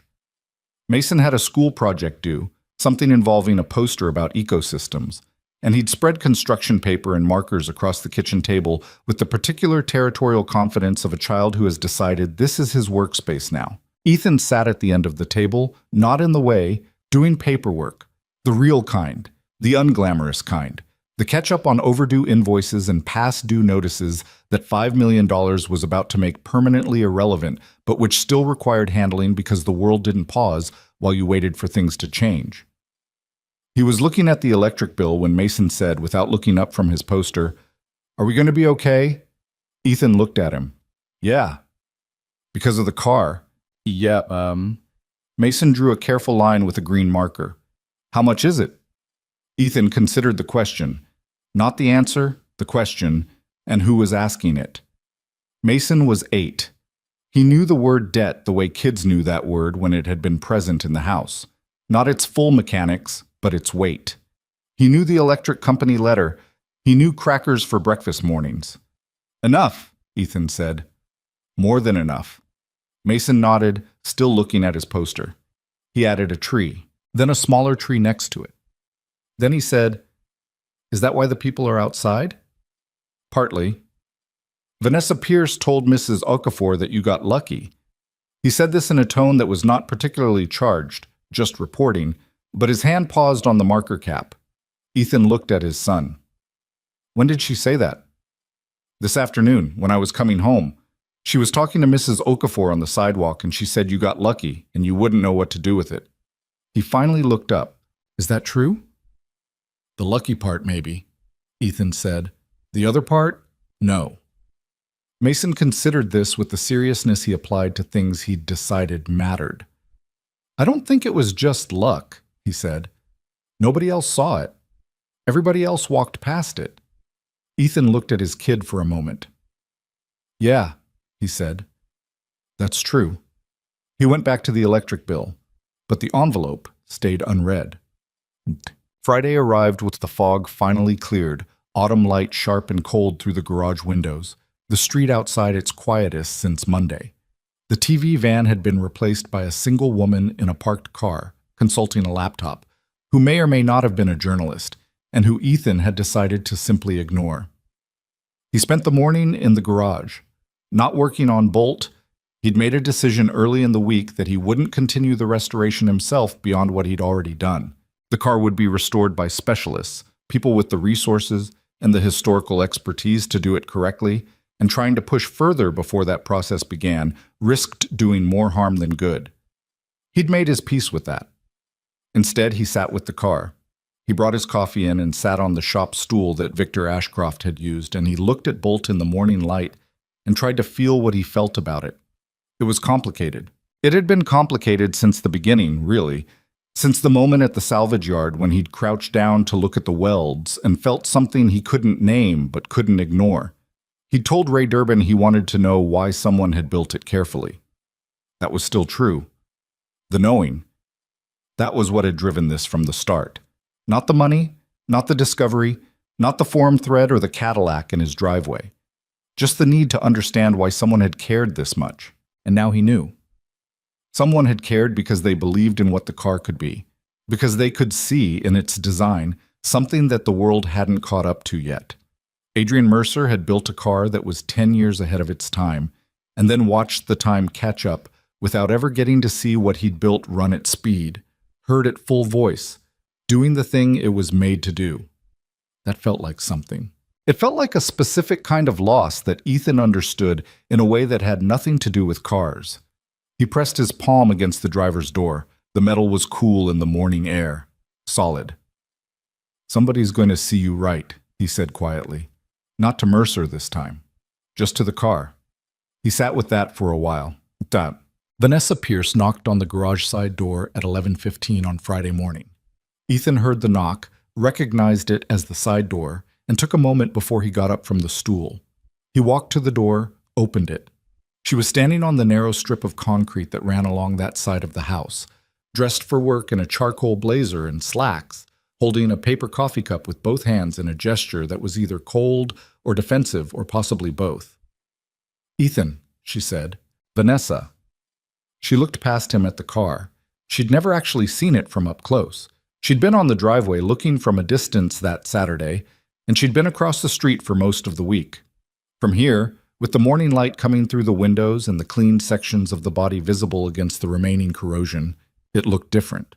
Not beautiful, not yet, but significant. The significance was visible now in a way it hadn't been before. She was quiet for a moment. "I heard what I said is being repeated," she said finally. "The junk comment.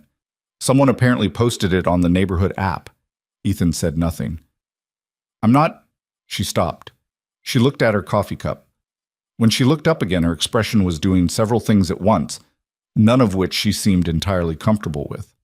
"I was wrong to say it in front of Mason." "Yeah," Ethan said. "You were." "I was." She held his gaze. To her credit, she didn't look away from the directness of it. "I wasn't trying to be unkind.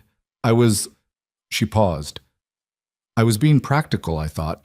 Being realistic. I do that." "I know you do. It doesn't always land right." "No." She looked at the car again. Something moved across her face that he couldn't read. Or maybe he could, and he wasn't sure he wanted to. "I've been in real estate for 12 years, she said.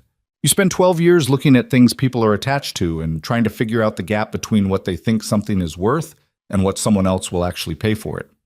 After a while, you stop." She paused again. "You stop seeing what people see when they look at something. You just see the transaction." "That's a rough way to be," Ethan said. "I know." She said it simply, without argument. Then, "For what it's worth, I think what you're doing, with the public exhibit, the attribution, I think that's right. I read about it on the forum last night." She looked at him. "I spend a lot of time thinking about value. That's actually valuable." Ethan looked at her for a moment. She was, he decided, a person who was capable of saying something true, even when it required her to also say something embarrassing about herself, which was rarer than it should have been. "Thanks," he said. She nodded once, the way she did, and walked back down the side of the house. He heard her footsteps on the front walk, then nothing. He went back to the stool and his coffee. The signing happened Saturday afternoon. Franklin Dodd came to the house. Whitfield came. Ashcroft came, in the same Cadillac, same deliberate pace from the curb to the front door, but this time he paused at the end of the driveway and looked at the garage for a longer moment than he had on Tuesday. Whatever he was doing in that pause, he kept it to himself. Caleb was there. Mason was there, sitting on the kitchen counter, eating an apple because Ethan had told him he could stay, which meant Ethan wanted him there, which meant something that neither of them stated out loud. The contract was 31 pages. Dodd walked Ethan through it one final time. The purchase terms, the restoration provisions, the exhibit requirements, the Mercer documentation clause, the permanent naming provision, everything they'd negotiated over 4 days of back and forth, reduced to language that was meant to hold for a long time. On page 27, in a clause that Ethan had asked Dodd to add and that had taken half a day to draft correctly, was a provision establishing a public archive in Adrian Mercer's name, a digital record of the engineering documentation, the development history, the surviving photographs, and Dr. Shaw's historical research hosted permanently by the exhibit and freely accessible. Ashcroft had not only agreed to it, he'd added a line in his own revision. "The archive shall include a biographical record of Adrian Mercer's life and career, written by an independent historian, with the goal of establishing his place in the history of American engineering." Ethan had read that line 3 times when Dodd forwarded the revised document. He hadn't commented on it. He didn't have words for what it did to him that were appropriate for a legal document. He signed at 3:10 in the afternoon. Ashcroft signed across from him. Mason watched from the counter, still eating the apple, quiet and steady in the way he sometimes was when he understood the size of a moment without being able to name it. Caleb looked at the signed document and then at Ethan and then at the wall above Ethan's head, pressing his lips together in a line that meant he was managing something he didn't plan to put words to.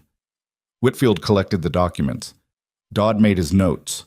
The room had the strange stillness that comes after something that can't be undone. Ashcroft stood from the table. He looked at Ethan. "There's one more thing," he said. He reached into the inside pocket of his coat and produced an envelope. He set it on the table without ceremony. The envelope was old, not ancient, but old enough that its edges had softened and its original whiteness had yellowed to something closer to cream. On the front, in a handwriting that was precise and small and careful, was written, "For whoever finds her." Ethan looked at it. "This was in the storage unit," Ashcroft said. "The nephew found it with the vehicle documentation. He didn't know what it was. He gave it to the estate lawyer, who held it because it was addressed in a way that suggested it was meant for a specific future circumstance. He paused. She found the right person to hold it, and I think now is the right time. Ethan picked up the envelope. It wasn't sealed. The flap was tucked, not glued, the kind of closure that said, "I thought about sealing this and decided against it." He opened it and removed a single folded piece of paper. The handwriting inside was the same as on the envelope. Small, careful, precise. It was not a long letter. It was 4 paragraphs. Ethan read it once. He read it a second time. He set it down on the table. Caleb, from across the room, didn't ask. Ashcroft didn't ask. Mason watched his father's face with the attention of a kid who has learned to read that face carefully over the past hard year. He knew, Ethan said. His voice was level, but something in it had shifted in a way he couldn't fully control. He wrote this the year before he died.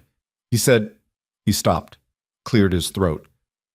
He said he kept the car because he believed it would find someone who'd recognize why it mattered, not what it was worth. Why it mattered. The kitchen was very quiet. He said he was sorry he never got to hear her run. Nobody said anything for a moment. Then Mason, from the counter, said quietly, "Maybe we can make that happen." The adults in the room looked at the 8-year-old who had named the car Bolt and had been listening this whole time, eating an apple. Ashcroft looked at Mason for a long moment. Then he said with something in his voice that he clearly hadn't expected to be there, "Yes, I believe we can." And in the garage, 30 feet away, through a closed door and across an afternoon that had quietly become something none of them had entirely predicted, the car sat still and solid and waiting, holding its 50 years of patience like it had always known this moment was coming. The money arrived in Ethan's account on the following Wednesday morning. He knew it had arrived because his banking app sent a notification at 9:14 a.m., the same app he'd checked in the parking lot outside Durban Salvage 8 days earlier, when the number on the screen had been $107. He was in the garage when the notification came, and he stood there with his phone in his hand and looked at the number for a long time without doing anything in particular. $5 million had a quality he hadn't anticipated. He'd expected some version of relief, the specific physical relief of a pressure releasing, the way a headache goes when it finally goes. What he felt instead was more complicated and less clean than that. The number was real. The notification was real. But the person standing in the garage, holding the phone, wearing the same jeans he'd been wearing since before the week that changed everything, that person was also still real, and the two realities sat next to each other without quite merging.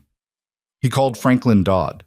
Dodd confirmed the transfer was complete, the title had been recorded, and the tax attorney was ready when Ethan was. He called the tax attorney. He called Sandra Reyes, who had handled Claire's estate, and who said, with genuine warmth that was different from professional warmth in a way Ethan noticed, "Good. Good, Ethan. I'm glad." Then he sat down on the garage floor, his back against the wall where Bolt had been, and the empty space where the car had been was something he hadn't prepared for either. They'd come for it on Monday. A specialized transport company, the kind that handled things with temperature-controlled trailers and custom cradles and 2 handlers who worked with the focused quietness of people who understood the weight of what they were moving. The process had taken 3 hours. Ethan had watched most of it from the garage doorway, occasionally answering questions, mostly staying out of the way. Mason had come home from school to find the garage empty. He'd stood in the doorway for a moment, looking at the oil stain on the floor where Bolt had sat, the marks in the concrete from the come-along when they'd moved her off the trailer a week ago. Then he'd looked at Ethan. "She's gone," he said. "She's at a restoration facility, upstate." Ethan had tried to make this sound uncomplicated, which it wasn't. "She'll be there for about a year, maybe longer, until she's right." Mason had nodded slowly. Then the museum. Another look at the floor. Then, "That's good." "Yeah," Ethan said. "It is." Mason had gone inside without further comment, and Ethan had stayed in the garage alone for a while with the empty space, the way you stay in a room after something significant has just left it. Not because staying changes anything, but because leaving feels too quick. Now, Wednesday, sitting on the garage floor with his phone, He looked at the oil stain and thought about what came next. The thinking about what came next was harder than it should have been, which surprised him. He'd spent months, longer than months, really, most of the past 2 years, living inside the particular tunnel vision of financial survival, where the next thing was always the immediate threat and the horizon was close and low. That kind of thinking had a weight to it, but it also had a shape. It organized the world simply. You knew what mattered, because everything that didn't matter to the immediate crisis fell away. $5 million dissolved that structure. And what was underneath it, without the urgency and the immediate need, what was underneath it was a wider, quieter space that Ethan hadn't occupied in a long time. He needed to decide what to do with it. Not the money itself. That had a process, an order, a set of rational steps that Dodd and the tax attorney had outlined. Pay the debts. Establish accounts. Think long term. He understood all of that. But the other thing, the harder thing, the thing that $5 million couldn't actually answer, which was the question of who he was going to be now. He got up off the floor, made coffee, stood at the kitchen window, and looked at Claire's garden. But he called Caleb at 10. "Are you okay?" Caleb asked, without preamble. "I think so." That's not a fully convincing answer. No. Ethan watched a bird land on one of Claire's rusted tomato cages. "The money's in." "I know. I've been waiting for you to call." A pause. "How does it feel?" "Strange." "Strange how?" Ethan thought about it. You know when you've been carrying something heavy for a long time and then you put it down? And for a while your body doesn't know what to do because the weight was what it was organized around? Caleb was quiet for a moment. "Yeah," he said. "I know that. It's like that. That'll pass." "I know." "In the meantime," Caleb said, with the tone of someone shifting gears deliberately, "what's first?" "Debts," Ethan said. "All of them.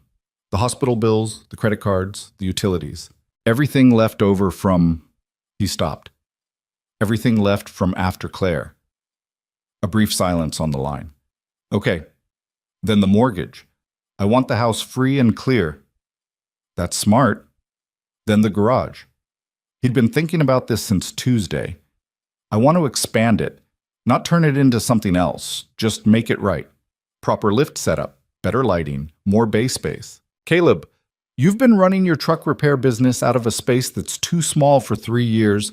"Ethan, I want to build the operation out properly, for both of us, you and me. A real shop." He said it the way he'd been turning it over in his head, simply, without extra weight. "Not to get rich off it, just the right kind of work, the right kind of space. Something we built." Caleb was quiet for what felt like a full minute. "You've been thinking about this for a while," he said finally. "The last few days?" "It's a good idea." "I know it's a good idea." "I mean," Caleb paused. "I know it's a good idea, Ethan. I'm just saying that out loud because sometimes you need someone to say it back." Ethan looked at the tomato cage. The bird had gone. "There's one more thing," he said. "Tell me." Claire's foundation. He'd been the most careful about this one, the most deliberate. A fund for families dealing with medical debt. Specifically, not general charity, targeted. Families in the situation we were in, where the illness is devastating enough and the aftermath is, where the money is what comes after on top of everything else. He stopped. "In her name." Caleb didn't say anything for a long time. "She would have been angry that I spent this much time deciding that," Ethan said. Caleb made a sound that was not quite a laugh and not quite the other thing. "Yeah," he said. "She would have had the whole plan worked out in 45 minutes and told you to stop overthinking it." "Yeah." "She wasn't wrong about that, usually." "No." Ethan looked away from the window. "She wasn't wrong about much." Huh. He started clearing Claire's garden that afternoon. Not destroying it, salvaging it. The lumber of the raised beds was still sound under the weathering. He'd built them to last, and they had. The soil needed turning, amending, the work of a season to bring back to what it had been. The tomato cages were bent and rusted, but fixable. The garden wasn't gone. It had just been waiting the same way everything in his life had been waiting. For the moment when he had enough of something, enough time or enough steadiness, to look at it without the looking being too much. He worked through the afternoon. Mason came home at 3:30 and stood at the back door and watched his father in the garden for a moment without saying anything. Then he got his jacket and came outside. "What are you doing?" he asked. "Fixing it." Mason looked at the raised beds. "Like it was before?" "Like it was. Maybe better." Ethan straightened up and looked at his son. "Your mom had a system for this. I know where her notes are. She kept garden notes in that blue notebook in the kitchen drawer. We can figure out what she planted where." Mason was quiet for a moment, standing in the dead grass with his hands in his jacket pockets. "I know where she started the seeds," he said. "She showed me. The south corner gets the most light." Ethan looked at the south corner of the beds. "Yeah," he said. "That's right." They worked until it got dark. Boss. The weeks after the signing had a texture that was different from anything that had come before in the past 2 years, and it took Ethan a while to identify what was different about them. It wasn't happiness, exactly. That word felt too simple and too round for what he was living in. It was closer to space. Room. The particular feeling of a life that had been compressed by necessity, beginning, slowly and imperfectly, to re-expand. He paid the debts in the first week. All of them. Every last one. Including the credit card that had been charging him a rate that should have been illegal, and the second hospital bill that had arrived after Claire's death, and that he'd been making the minimum payment on for 18 months. He paid them, and he called each creditor, and he held the phone and listened to the confirmation that the account was settled, and he felt each one close like a door he'd been wedging open with his shoulder. The mortgage came next. He sat with the mortgage officer, a polite young woman who could not entirely conceal her surprise at the nature of the transaction, and he paid off the remaining balance on the house that he and Claire had bought together 11 years ago, when Mason was not yet born, and the future was something they talked about over bad wine at the kitchen table with real, uncomplicated excitement. The house was his now in a way it hadn't been for a long time. He stood in the front yard after the transaction and looked at the house for a minute. It was the same house. Peeling paint around the third window from the left, the one he'd been meaning to fix. The front step that had developed a hairline crack. The shrub on the right side of the walk that had grown uneven because he kept trimming the left side, but not the right. The same house, with the same imperfections, and yet something in the way it sat under the November sky was different. He went inside and found Mason doing homework at the kitchen table. "House is paid off," he said. Mason looked up. He was 9 years old and understood debt the way children understand things they've absorbed through proximity, not completely, but with a weight that was real. He nodded. "That's good, Dad." "Yeah." "Does that mean—" He paused, seeming to choose his words with care. "Does that mean we don't have to worry anymore?" Ethan sat down at the table across from him. He thought about how to answer this honestly, without either burdening his kid or making promises that life didn't let you make. "Not about money," he said. "Not the way we were." Mason seemed to process this. "But you're still going to work." "Yeah. In the garage." "Different garage. Better one." He looked at his son. "Me and Caleb are building something. A real shop. For fixing cars." "For fixing cars." Mason picked up his pencil.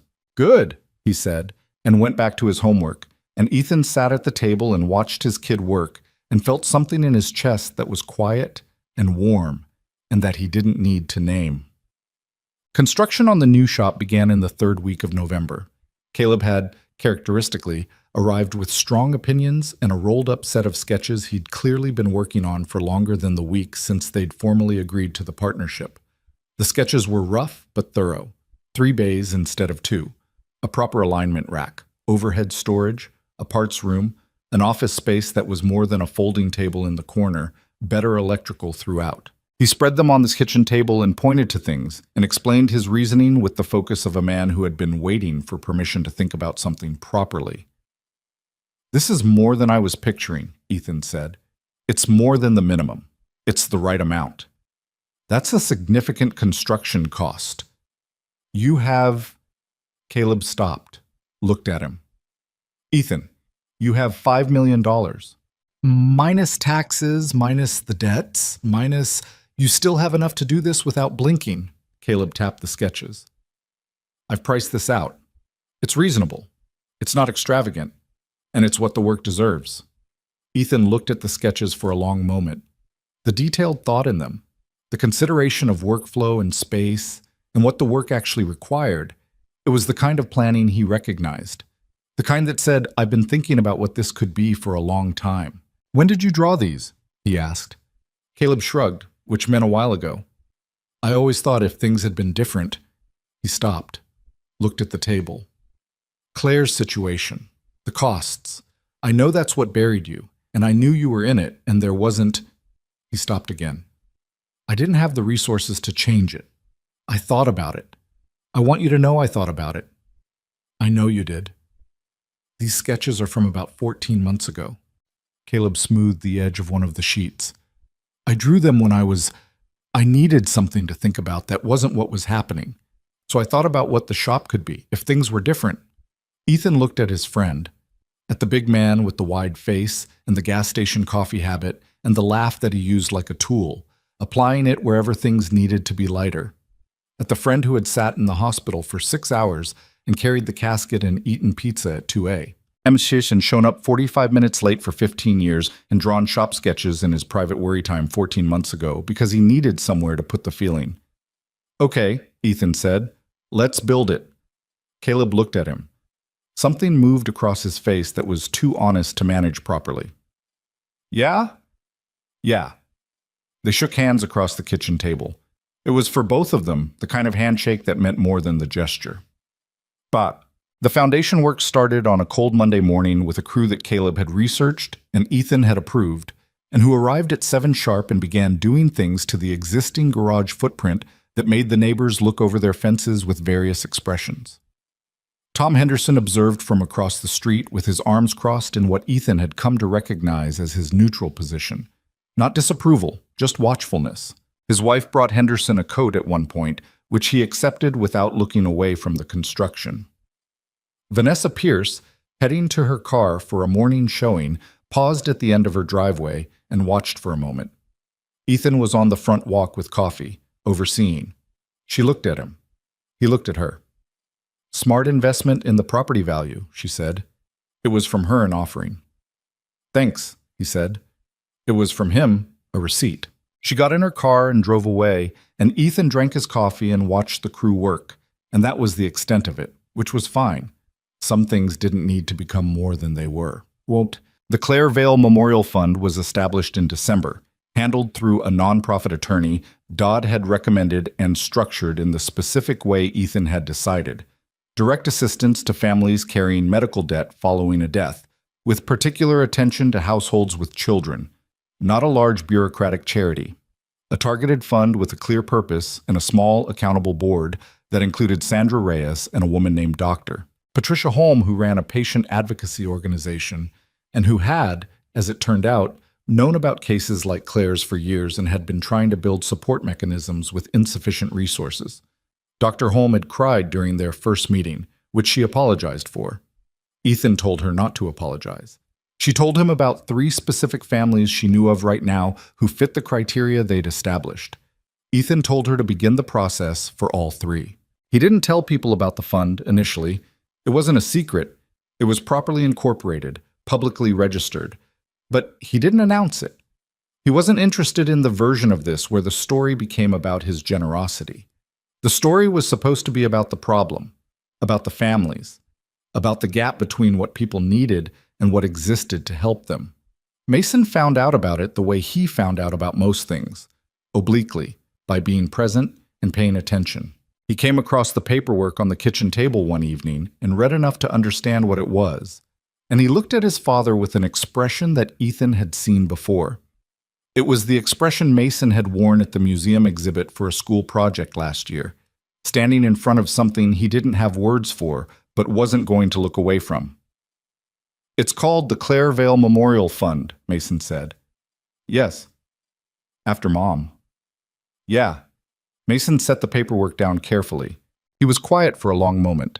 Then, she would have started it herself. I know. Ethan looked at his son. I know she would have.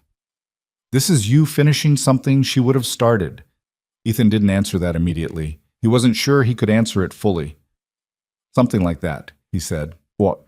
It was Caleb who told him about the neighborhood's shifting attention, because Caleb paid attention to things like that, and Ethan generally did not. Henderson brought you something, Caleb said one afternoon in late November, appearing in the garage with a look that was trying not to be amused and failing. What? A pie. It's on your porch. Apple looks like. Ethan stared at him. Tom Henderson brought me a pie. His wife made it, but he brought it. Caleb's expression shifted fully into amused. He knocked. You didn't answer. You were under the Henriksen truck, so he left it on the porch. There's a note. Ethan wiped his hands and went to the front porch. There was indeed a pie, covered in foil, and a note in handwriting that was either Henderson's or his wife's. Sturdy, no-nonsense script. The note said, "Congratulations on your news. You kept your head. T. Henderson." Ethan stood on the porch and looked at this for a while. He wasn't sure if "you kept your head" was an apology for the crossed arms and the property values commentary, or just an observation, or something in between. He decided it didn't matter. The pie was a gesture, and the gesture was real, and that was enough. He took it inside. Mason ate 2 slices after dinner and said it was good. It was good. The neighborhood had adjusted in the way neighborhoods do. Not dramatically, not with proclamations, but in the gradual way that a room adjusts when the furniture gets rearranged. People who had watched with skepticism and said nothing were now nodding from driveways. Mrs. Okafor had stopped by the week after the signing, standing at the front door with her dog and delivering a careful congratulation that had the quality of something she'd thought about before saying, which Ethan respected. Even the camera-carrying man who had stood on the sidewalk that first Monday had eventually gone away and been replaced, eventually, by nothing. Just the regular street with its regular life. What hadn't changed was the street itself, the ordinary Tuesday mornings and weekend afternoons, and the way the light fell across the pavement in October. The Henderson dog barking, Mrs. Okafor's walks, the small textures of a life on a specific block in a specific city that money didn't alter because they weren't about money. Ethan had been worried, somewhere in the back of his mind, that the money would change the street. He was relieved to find it didn't. December brought 2 things of significance. The first was a package from the restoration facility upstate, not Bolt herself, who was months away from completion, but documentation. A preliminary assessment from the lead restoration specialist, a man named Gerald Park, who came with 30 years of experience and the particular seriousness of someone who had built his reputation on one careful decision at a time. The package contained Park's initial findings, a proposed restoration timeline, and a set of photographs documenting the car's condition in clinical detail.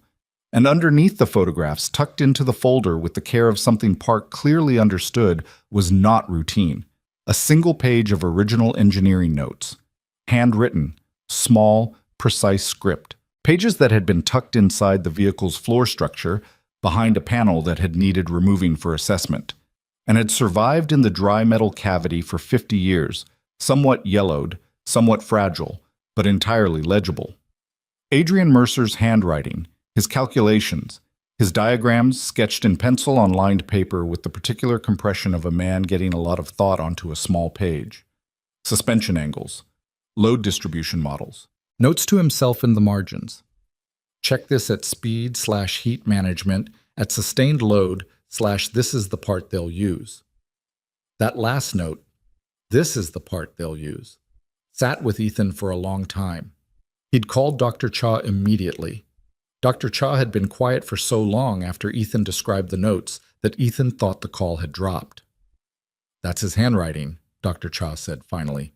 His voice was careful and tight in the way voices get when something you've waited a long time for arrives. The phrasing, "this is the part they'll use," that's consistent with his known correspondence. He knew even as he was building it that the innovations would be taken. "And he built it anyway," Ethan said. "He built it anyway." A long pause. Because the building was the thing, for him. The knowing that it was right, that it worked, that it was as good as he could make it. That was the thing. Ethan looked at the page, at the margins note in 50-year-old pencil, at the thinking of a man who built things carefully, not because the world would credit him for it, but because the work required it. He thought about welds that were smaller than they needed to be, about craftsmanship in places nobody would see. "It goes in the archive," Ethan said. "Yes," Dr. Cha said. "Everything goes in the archive." The second significant thing in December was smaller and larger simultaneously. It was a Tuesday evening, 9 days before Christmas, and Ethan and Mason were in the kitchen. Mason was at the table with his homework. Ethan was cooking dinner. Actually cooking, not gas station crackers, not whatever could be assembled from depleted supplies. Standing at the stove with both burners working, because he'd replaced the stove in November, and something about both burners working had a significance that was entirely disproportionate to the act of two burners working. Mason looked up from his homework and sniffed. "Is that garlic?" "Yeah." "And," he sniffed again, "tomatoes?" "Your mom's sauce. I found her recipe card." He'd found it in the blue notebook, the garden notebook, tucked into the back pages where she kept things she wanted to hold on to.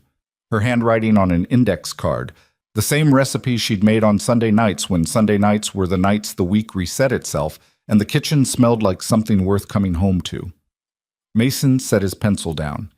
He didn't say anything for a while. He watched his father at the stove and the kitchen filled with the smell of garlic and olive oil and crushed tomatoes, and the overhead light was on and both burners were working, and outside the window the December dark had settled in, but inside the kitchen it was warm. "Dad," Mason said. "Yeah." "Are you okay?" Ethan stirred the sauce. He thought about how to answer that. The honest version, the version that didn't flatten the complexity of the past 2 years into something neat. "Better," he said. "Getting there." Mason picked up his pencil. He seemed to accept this not as an incomplete answer, but as a true one, which was the right read. "Smells good," he said. "Your mom's recipe. It should smell good." They were quiet after that, in the particular easy quiet of two people who don't need to fill the space, and the sauce bubbled on the stove, and outside the window the neighborhood was doing what it always did, ordinary and continuous and indifferent to everything that had happened in the past 2 months, which was what neighborhoods were for.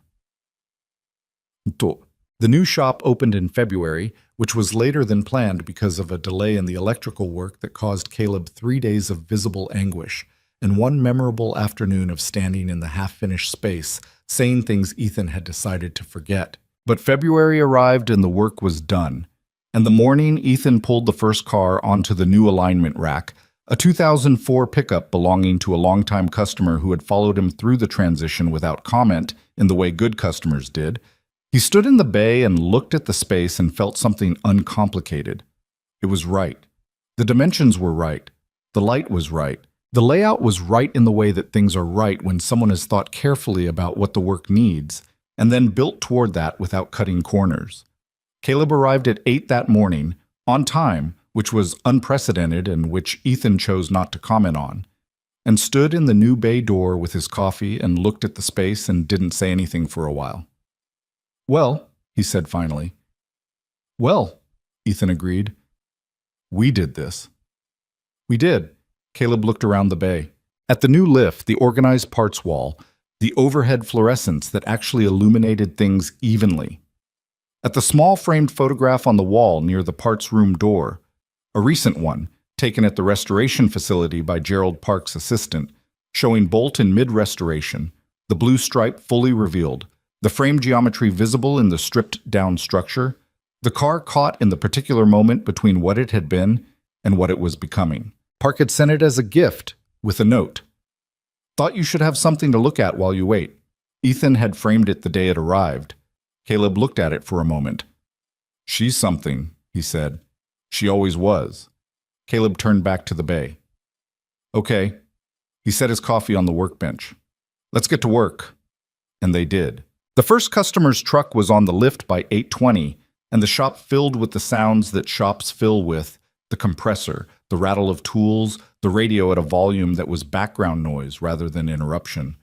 And on Collier Street, the February morning went about its business, and in the framed photograph on the wall, Bolt held her blue stripe in the fluorescent light of the restoration facility, patient and nearly ready, waiting for the last of what she needed to become fully herself again. The restoration took 14 months. Gerald Park sent monthly updates, photographs, progress notes, technical observations, and Ethan read each one at the kitchen table the evening it arrived, the same way he'd once read past due notices, which was to say carefully and with full attention, except that the feeling was entirely different.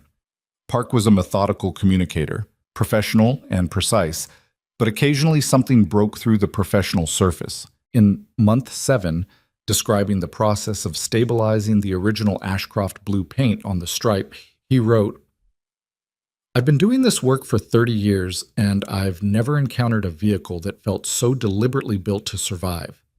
Every decision in this car's construction was made with longevity in mind. Whoever designed her was thinking about the future in a way that most engineers don't." He signed off, then added below his signature, "Your son named her right." Ethan kept that update in the blue notebook between Claire's garden notes and her recipe card. The shop on Collier Street ran well through those 14 months. Not dramatically, not in ways that would make a compelling story on their own, just solidly, in the way that good work runs when the space is right and the people doing it understand each other. Caleb handled the heavy mechanical, the engine work, and transmission rebuilds that were his particular competency. Ethan handled the diagnostic and restoration work, the older vehicles, the jobs that required the kind of patient attention he'd always been built for. They hired one part-time helper in the fall, a 22-year-old named Darius, who had grown up 2 neighborhoods over and who had the particular combination of natural mechanical instinct and genuine willingness to learn that was rarer than it should have been. Darius had heard about Bolt, of course. The whole city had heard about Bolt by then, in the way that local stories became local mythology when they had the right combination of elements. The broke mechanic, the junk car, the impossible discovery. Ethan had given exactly one interview to a journalist named Petra Voss at the regional paper, and he had redirected that interview toward Adrian Mercer with enough persistence that Voss, to her credit, had written a piece that was primarily about Mercer's engineering legacy and used Ethan mostly as the entry point. The headline had been, "The Car That Was Never Supposed to Survive." The subheading, "How a Forgotten Engineer's Greatest Work Outlasted Everything the Industry Forgot About Him." Dr. Cha had emailed Ethan the morning the article ran. The email was 4 words. "This is the one." Ethan had forwarded it to Caleb, who had sent back a single thumbs up, which from Caleb meant something significant. The museum opening was scheduled for a Saturday in late March, 14 months and 1 week after Ethan had loaded Bolt onto Caleb's flatbed in the rain outside Durban's Salvage. Ethan learned the specific date from Whitfield via email, and the first thing he did after reading the email was walk to Mason's room. Mason was 13 months older than he'd been when this started. He was 9 now, almost 10, and the year had done the thing years do to children when you're paying attention. Accumulated gradually and then, at some point, become suddenly visible. He was taller. His face had shifted slightly toward what it was going to be.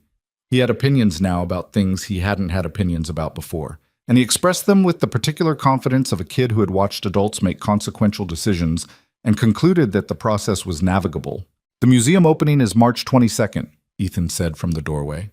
Mason looked up from the book he was reading.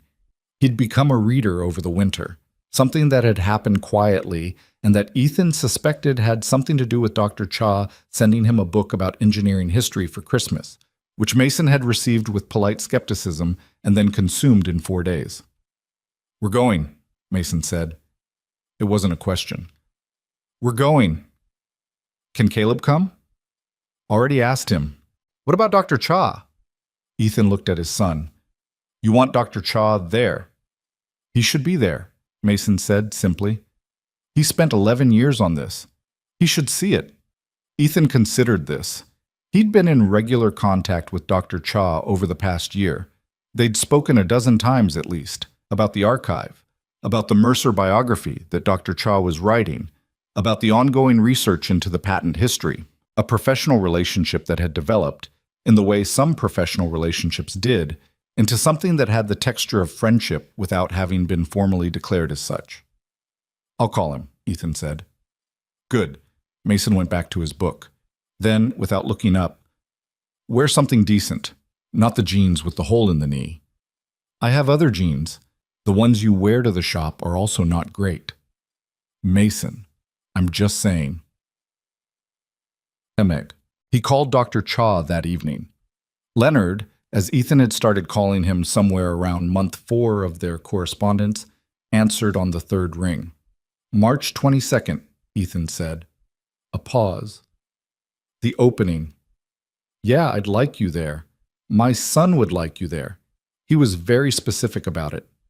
Leonard made a sound that might have been a laugh or might have been the other thing. It was hard to tell.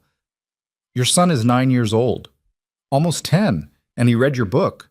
My book is a doctoral dissertation about undercredited engineering. He read it in 4 days. Ethan leaned against the kitchen counter. He has questions. He said to tell you he has questions about Chapter 7. Another pause. Chapter 7 is the most technically dense section. I know, he flagged it. This time the sound was definitely a laugh, short and genuine. I'll be there, Leonard said. Of course I'll be there. Good. Ethan. Leonard's voice shifted slightly. The biography is done. I submitted the final manuscript last week. It'll be in the archive in time for the opening. Ethan was quiet for a moment. I want you to know it's everything, Leonard said. Everything we found. Everything I could verify. The full picture of who he was and what he built and what was taken from him and what survived. Nothing comfortable omitted. He paused. I've been trying to write this for 11 years. I've been trying to write it since before I knew the car existed. And now that the car exists, now that people have a physical thing to stand in front of, the biography has something to attach to. People can read about Adrian Mercer and then walk 10 feet and see what he made. Ethan thought about the storage unit in Vermont, about the car sitting in the dark for decades, protected by a man who trusted that something would eventually recognize it, about the oil stain on his garage floor where Bolt had sat for 1 week in October, the only week of her entire existence that she'd spent in Ethan Vale's garage on Collier Street. He was right, Ethan said. About what? The letter. For whoever finds her. He believed someone would. Leonard was quiet. He was patient in a way most people aren't, he said. He built things meant to last, and then he waited. He didn't get the recognition in his lifetime, but he built it anyway. He waited anyway. A pause. I think there's something important in that, in the waiting without guarantee. Ethan looked at the garage door, at the framed photograph of Bolt mid-restoration on the wall of the new shop, visible through the doorway from where he stood, the blue stripe in the fluorescent light. Yeah, he said. I think so too.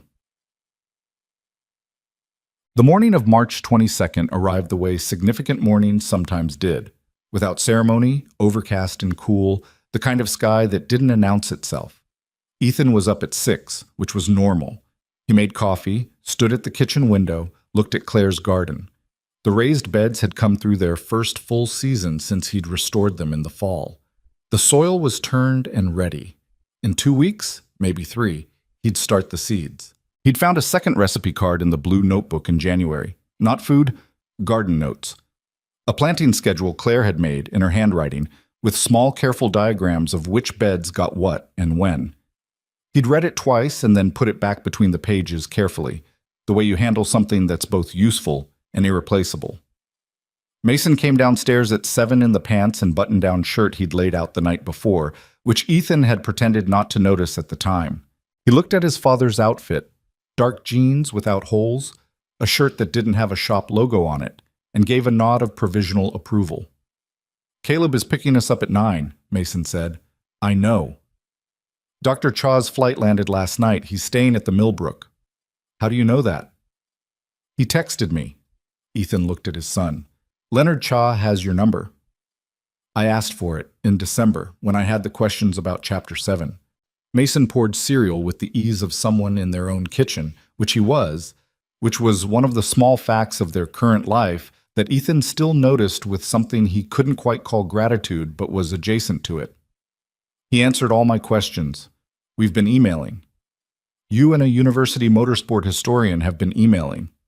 He's interesting, Mason said, as if this were sufficient explanation. It was, probably. Caleb arrived at 8:55, which was the earliest he had ever arrived for anything in his adult life, and he was wearing an actual jacket, which Ethan noted without comment. They picked up Leonard from the Millbrook at 9:15. Leonard was a compact, serious-faced man in his early 40s who in person had the quality of someone who spent most of his time thinking and occasionally remembered to be in the room. He shook Ethan's hand with the grip of someone who'd been anticipating this meeting in a specific way. He shook Caleb's hand, and then Mason stepped forward and Leonard looked at him with an expression that recalibrated slightly, from professional to something more present. "You're Mason," he said. "Yeah." Mason stuck out his hand, which Leonard shook with visible respect. "I have questions about Chapter 7. "I know," Leonard said. "Your email in December was very specific. The load distribution model in Section 4 doesn't account for sustained lateral G-force over extended duration. I looked it up." Leonard looked at him for a moment, then at Ethan, then back at Mason. "You're correct," he said. "That was a deliberate simplification for readability. The full model is in the technical appendix." "I didn't get the technical appendix." "Nobody does. It's 200 pages. "Can I have it?" Leonard made the sound that was definitely a laugh this time. "Yes," he said. "You can have it." They drove to the museum. The National Motorsport Heritage Museum was on the north end of the city, housed in a converted industrial building that had been repurposed with the particular aesthetic of places that were serious about their function. High ceilings, good light, the kind of space that said what we have here matters without needing to ornament the statement. Ethan had visited once before, years ago, for a school field trip of Mason's that he'd chaperoned, and he remembered it as impressive in a way that was slightly impersonal. Impressive the way major institutions were impressive, which was to say effectively, but at a distance. Today was different. Today he pulled up in Caleb's truck, and there were people already gathered outside, more than he'd expected, a crowd that had the quality of an event. People in good clothes and people in enthusiast gear, with jackets covered in racing patches. Journalists with cameras. A television truck that he recognized as belonging to a national automotive program rather than the regional one from his street. A banner above the entrance read, "Bolt, the Mercer Legacy, Permanent Collection Opening." Ethan sat in the truck for a moment. "You okay?" Caleb asked. "Yeah. Because you went quiet." "I'm fine. Give me a second." He looked at the banner, at his son's name on the banner, so that's Mason's name for the car, permanent and unalterable, as Ashcroft had written it into the contract. A 9-year-old's instinct, standing in a driveway in October, looking at a rusted wreck and calling it by what it was underneath. He got out of the truck. Victor Ashcroft met them inside the entrance. He looked well, better than he had in October, actually, some quality in his bearing that had changed. A straightness in the posture that hadn't been there when he'd walked into Ethan's garage. He shook Ethan's hand with the grip of a man who meant it. He shook Caleb's. He looked at Mason. "You ready?" he asked. "Yeah," Mason said. Then, with the directness that Ethan had given up trying to moderate, "Is she running today?" Ashcroft had been asked this question before. It was in his expression. "Not inside the museum," he said. "But..." He paused. He looked at Ethan with a brief, specific look that communicated something Ethan hadn't been told yet. "There's an arrangement for later, if the Vale family is interested." Mason looked at his father. Ethan looked at Ashcroft. "Tell me about the arrangement," Ethan said. "After the opening," Ashcroft said. "First things first." The exhibit was in the East Wing, through a corridor lined with the museum's permanent collection. Race cars from 6 decades, competition machines and development vehicles and one-offs, each with its placard and its history. Ethan walked this corridor and looked at each one with the attention he brought to all machines, reading their construction through their surfaces, understanding their purpose through their design. Caleb walked beside him. Leonard walked slightly ahead, stopping at specific vehicles with the focused attention of a man who knew each one's place in a larger story. Mason walked through all of it the way he'd walked through the salvage yard 14 months ago, covering more ground than his legs should allow, doubling back, looking at things at his eye level, and then standing on his toes to see higher. The corridor ended at a set of double doors. Ashcroft stopped at the doors. The small group that had gathered around them, Ethan, Mason, Caleb, Leonard, Whitfield, Gerald Park, who had flown in from upstate and who had the look of a man who had not slept much, A small cluster of museum officials went quiet in the particular way that people go quiet when they understand that the next thing is the thing. Ashcroft looked at Mason. "You want to open them?" Mason looked at the doors. They were tall, solid, the kind of doors that wanted both hands. He looked at his father. Ethan nodded once. Mason stepped forward and pushed both doors open. The room beyond was large, larger than Ethan had pictured from the floor plans he'd seen in the contract documentation. The ceiling was high and the lighting was careful, directional, the kind of lighting that existed to reveal rather than simply illuminate. And in the center of the room, on a low platform that elevated her just enough to be seen fully from every angle, under a cone of warm light that caught the deep restored blue of her paintwork and the polished precision of her exposed engineering, was Bolt. 14 months of Gerald Park's work. The rust gone completely. No, not gone. Treated. Stabilized at the surface where stabilization was appropriate, removed where it had been covering something that needed to be seen, respected where it was part of the honest history of the car's survival. The blue stripe was fully revealed and fully restored, running the length of the body in the specific saturated color that had once been called Ashcroft blue, and that the placard on the wall, Ethan saw this from across the room, now called Mercer blue. A correction quietly made, a name quietly given. The body lines were everything the shape under the corrosion had promised they were. Low, purposeful, with the particular aesthetic of something designed by function rather than for appearance, and beautiful precisely because of that. The suspension geometry was visible in the display. A section of the underbody exposed under a glass panel in the platform, the frame rails and mounting points lit from below. The engineering made viewable in a way that said, "Look at this. This is the point." The wheels, say, period appropriate, sourced by Park, after months of research, sat right on the car, the way wheels sit right when the proportions were designed specifically for them, and on the driver's door preserved under a thin coat of protective sealant, the stamp. 0071, Mr. Adrian Mercer's hand pressed into metal in 1972, still there. Ethan stood at the entrance to the room and looked at the car. He thought about the salvage yard, about crouching in the rust and the morning cold with the flashlight and the welds that were too careful for where they were, too precise for a car nobody cared about the feeling he had had, not excitement, something quieter than excitement, of recognizing something in the structure that spoke a language he already knew. He thought about $100 and $7 and crackers for breakfast. He thought about Claire and the blue notebook and the garden and the Sunday nights that smelled like her sauce. He thought about a man in Vermont who kept a storage unit for decades and wrote a letter addressed "For whoever finds her," and trusted that the right whoever was coming, even without any evidence that this was true. The room had filled around him. He hadn't noticed. People were moving through the space, gathering around the car, consulting the placards on the walls, talking in the low-intent voices of people who were looking at something carefully. A few of them he recognized from the forum thread. Motorsport Archivist was here in person, a tall, thin man with glasses who was standing very still in front of the engineering display panel, with the expression of someone who had waited 11 years for this view and was not going to rush it. Mason had walked straight to the car and was standing beside the platform, looking at the plaque mounted on the display stand. Ethan crossed the room to him.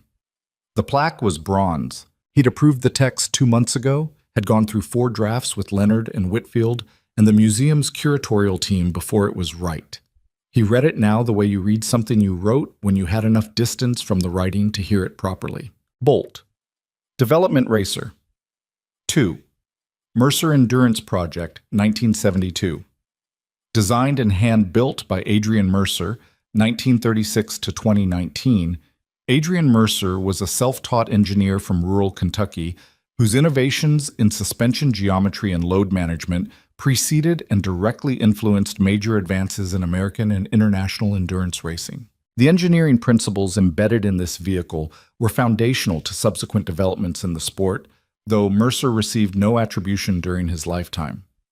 Bolt was believed destroyed in the Harwick facility fire of 1972.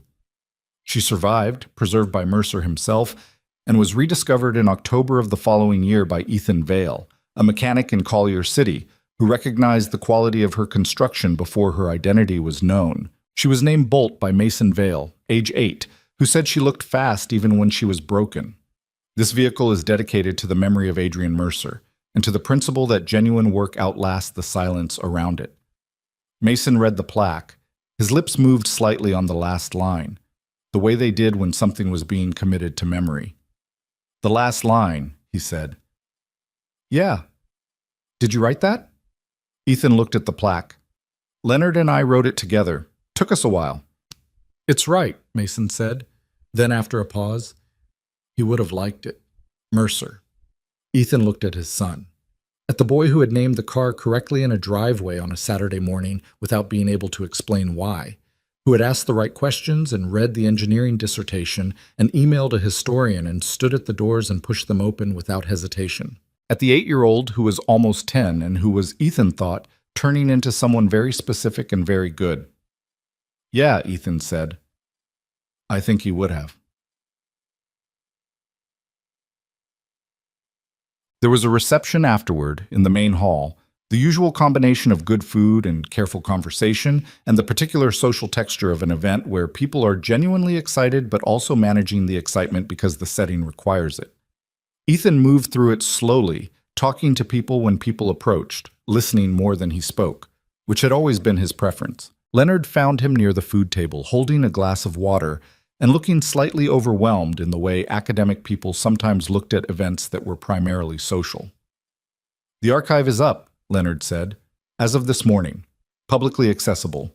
The biography, the engineering documentation, the patent analysis, Mercer's personal papers from the storage unit." He paused.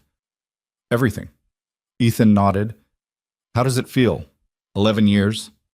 Leonard was quiet for a moment. He looked across the room at the doors to the east wing, through which the car was still visible. "Incomplete," he said, and then, before Ethan could respond, "Not in a bad way. In the way that real things are incomplete. There are still gaps in the record, things I couldn't find, people who might have known him and didn't leave anything behind." He looked at his glass. "But the core of it is there. His name is there. His work is credited. The people who took from it are named." He looked at Ethan. "That last part took courage on Ashcroft's part, I want to say. Naming the manufacturers who benefited from Mercer's work without attribution, that's not comfortable territory, even 50 years on. He didn't have to agree to it." "He built the car with Mercer," Ethan said. "He knew what was taken. He's been living with that for 50 years. "Yes. Maybe putting it in the record is less about courage and more about not wanting to die with it still in the wrong place." Leonard looked at him. "That's exactly what he told me when I interviewed him for the biography," he said, almost word for word. Ethan looked toward the east wing doors. Victor Ashcroft was standing near the entrance to the exhibit room alone, which was unusual for him. He'd been surrounded by people for most of the reception. He was looking into the room, at the car, with an expression that had nothing performative in it. Just an old man in a car that had outlasted everything around them. Ethan thought about what it meant to carry something for 50 years. The weight of an absence, the weight of not knowing, the weight of believing you'd failed to protect something that mattered. And then to have it returned, not to you, but to the world, in the right way, in the way it deserved. He thought about whether that was enough.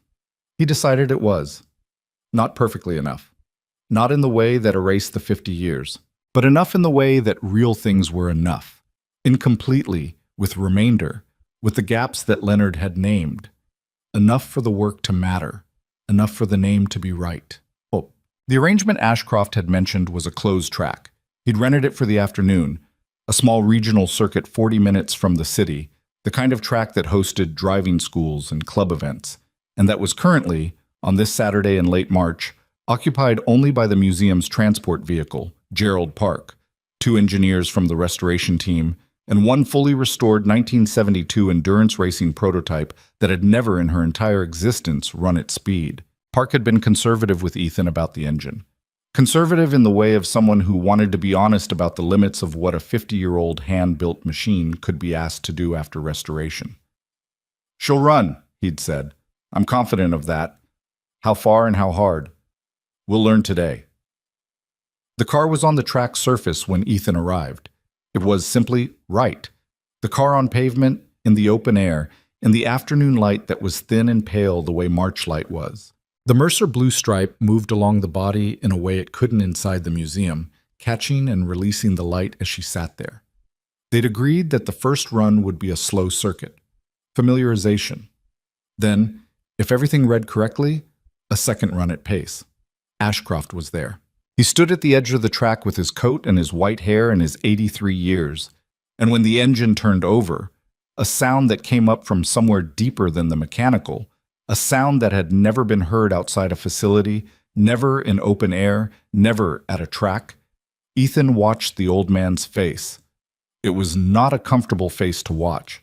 It was the face of someone receiving something they had not been sure they deserved. Mason was standing next to Ethan. He felt his son go still beside him when the engine caught and held, the sound settling into a tone that was specific and serious and entirely its own. "There she is," Mason said quietly. Just those 3 words. The car ran the first circuit slowly, parked driving, the engine finding its temperature, the engineers monitoring from the pit. Then they brought her in, checked, consulted, and said yes.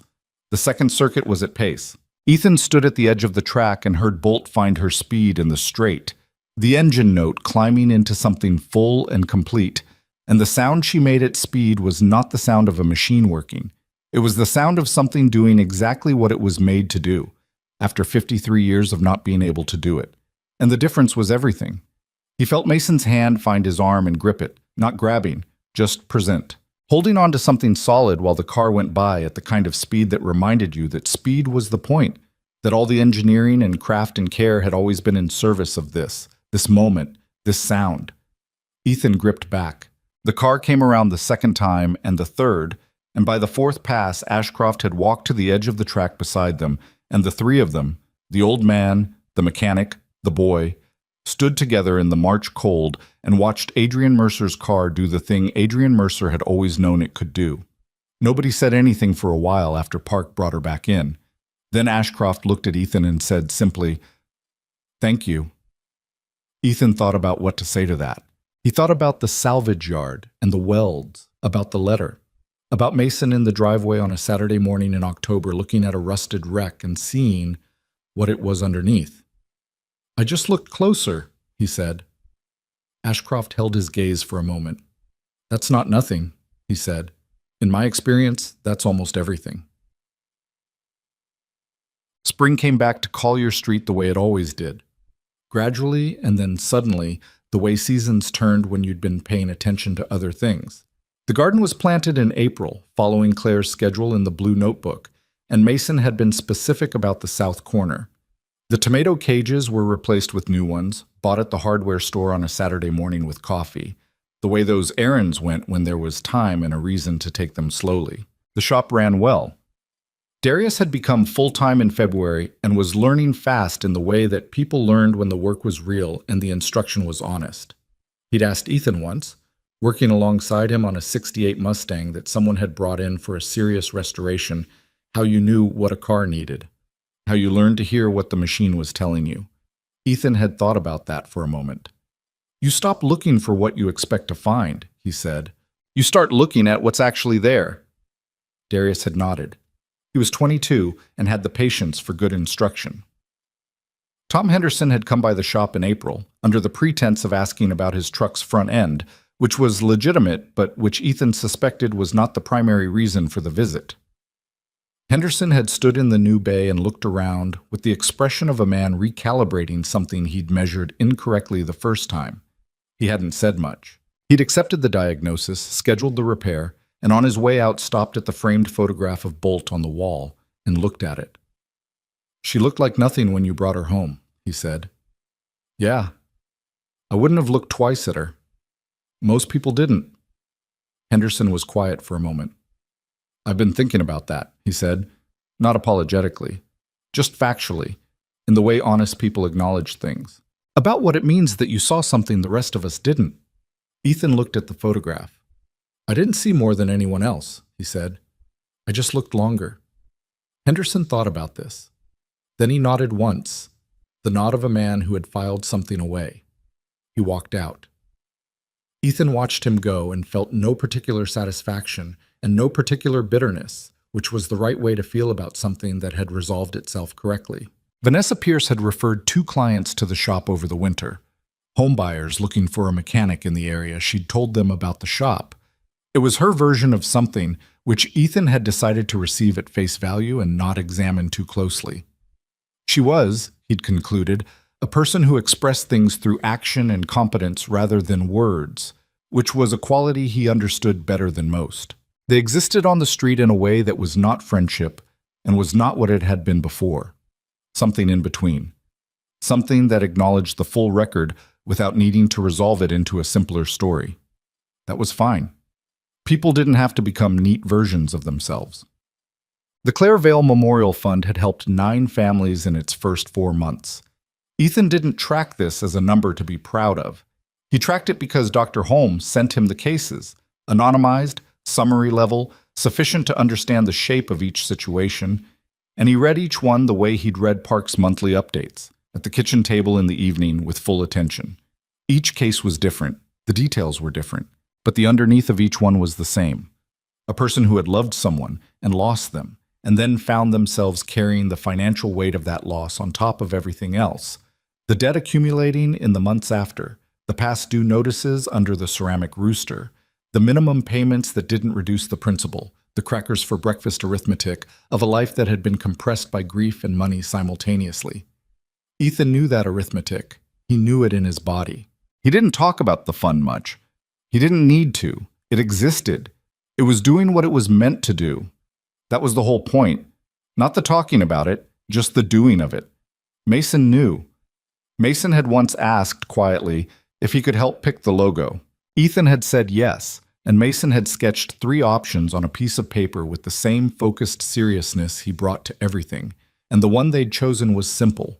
Her name in clean letters, nothing decorative, nothing that tried to make something beautiful out of something that was built to be useful. It was right. On a Sunday evening in May, Ethan stood at the kitchen window with a mug of coffee and looked at the garden. The tomatoes were coming in. The south corner was thick and green, exactly as Claire's notebook had said it would be. The basil she'd always planted near the tomatoes was in, too. Mason's suggestion, reading from the notes with the confidence of a kid who had decided the notes were instructions worth following. The kitchen smelled faintly of the dinner they'd just finished. Not her sauce tonight. Something simpler, pasta with olive oil and garlic and what they had. A Tuesday night dinner made on a Sunday because Ethan had felt like cooking and Mason had felt like being in the kitchen, and the reasons didn't need to be more than that. He thought about the year, about all of it. The Saturday morning and the salvage yard and the welds and the letter that said, "For whoever finds her," and the contract and the garage floor and the sound of bolt at speed on a pale March afternoon. He thought about what the car was, underneath everything. Not the prototype, not the discovery, not the 5 million, or the museum, or the archive. Just the thing Adrian Mercer had built in a facility in 1972, alone and careful, making welds that were smaller than they needed to be, knowing that something was probably coming for it and building it to last anyway. And then the long silence, the storage unit, the trust placed in an unknown future. Ethan had thought about that a lot, in the months since the opening, about what it meant to build something carefully without guarantee of recognition, to do the work required and not the work the credit required, to make welds that would hold even in places nobody looked. He was not a sentimental man by nature. He was skeptical of his own sentiment, had been since childhood, a self-protection that had served him reasonably well. But standing at the window on a Sunday evening in May, with the garden coming in and the shop running well, and Mason asleep upstairs and $5 million in accounts that were, against all reasonable prediction, his, he let himself feel it. Not triumph, not vindication. Something quieter than either of those. Something that felt like proof of a thing he'd always believed, but had sometimes struggled to hold on to. That genuine work had a quality of survival that didn't depend on whether the world noticed. That the care you put into something in private was not wasted because it was private. That you built things carefully, not because someone was watching, but because the work required it, and because the work was what you had, and because someday, maybe, someone would look closer. He looked at the garden. He looked at Claire's garden, which was also his garden now, which was also Mason's garden, which was the south corner and the basil and the schedule in the blue notebook and the plan that someone had made and left behind for the right people to follow. He drank his coffee. Outside, the May evening was doing what May evenings do, holding the light longer than you expected, the sky going gradual rather than sudden, the neighborhood settling into its quiet rhythms. A dog somewhere, the sound of the Henderson kids next door, the ordinary texture of a street that had always been ordinary and would remain so, which was not a diminishment but a fact, and a fact that Ethan found, increasingly, to be exactly enough. He wasn't the same person he'd been in October. He was aware of that. But he wasn't a different person either, not in the ways that mattered. He was still the person who crouched down to look at welds that didn't have to be looked at, still the person who needed to understand why something had been built carefully. Still the person who stood at the kitchen window in the same jeans he'd had for years and drank his coffee and looked at the garden. He was just now a person who had been shown something. That real value hid in places the world walked past. That some things survived because one person was willing to stay with them past the point of obvious return. That recognizing what was worth something, in a car, in a person, in a grief you hadn't touched in 2 years, required not special sight, but specific patience, the willingness to look longer than you thought you needed to. Adrian Mercer had known this. He'd built his whole life on it. Ethan raised his coffee mug, slightly, in no particular direction. For the engineer who built things to last, for the car that held, for the letter that trusted the future, for whatever came next. He finished his coffee, rinsed the mug, turned off the kitchen light. And the May evening came in through the window and settled over the garden, and the south corner was thick with green, and upstairs Mason was asleep in his room in the house that was paid for and solid, and on Collier Street the ordinary night came down, and in a museum in the north of the city a blue car sat under careful light and held its name. And the name was right, and it had always been right, and it would stay.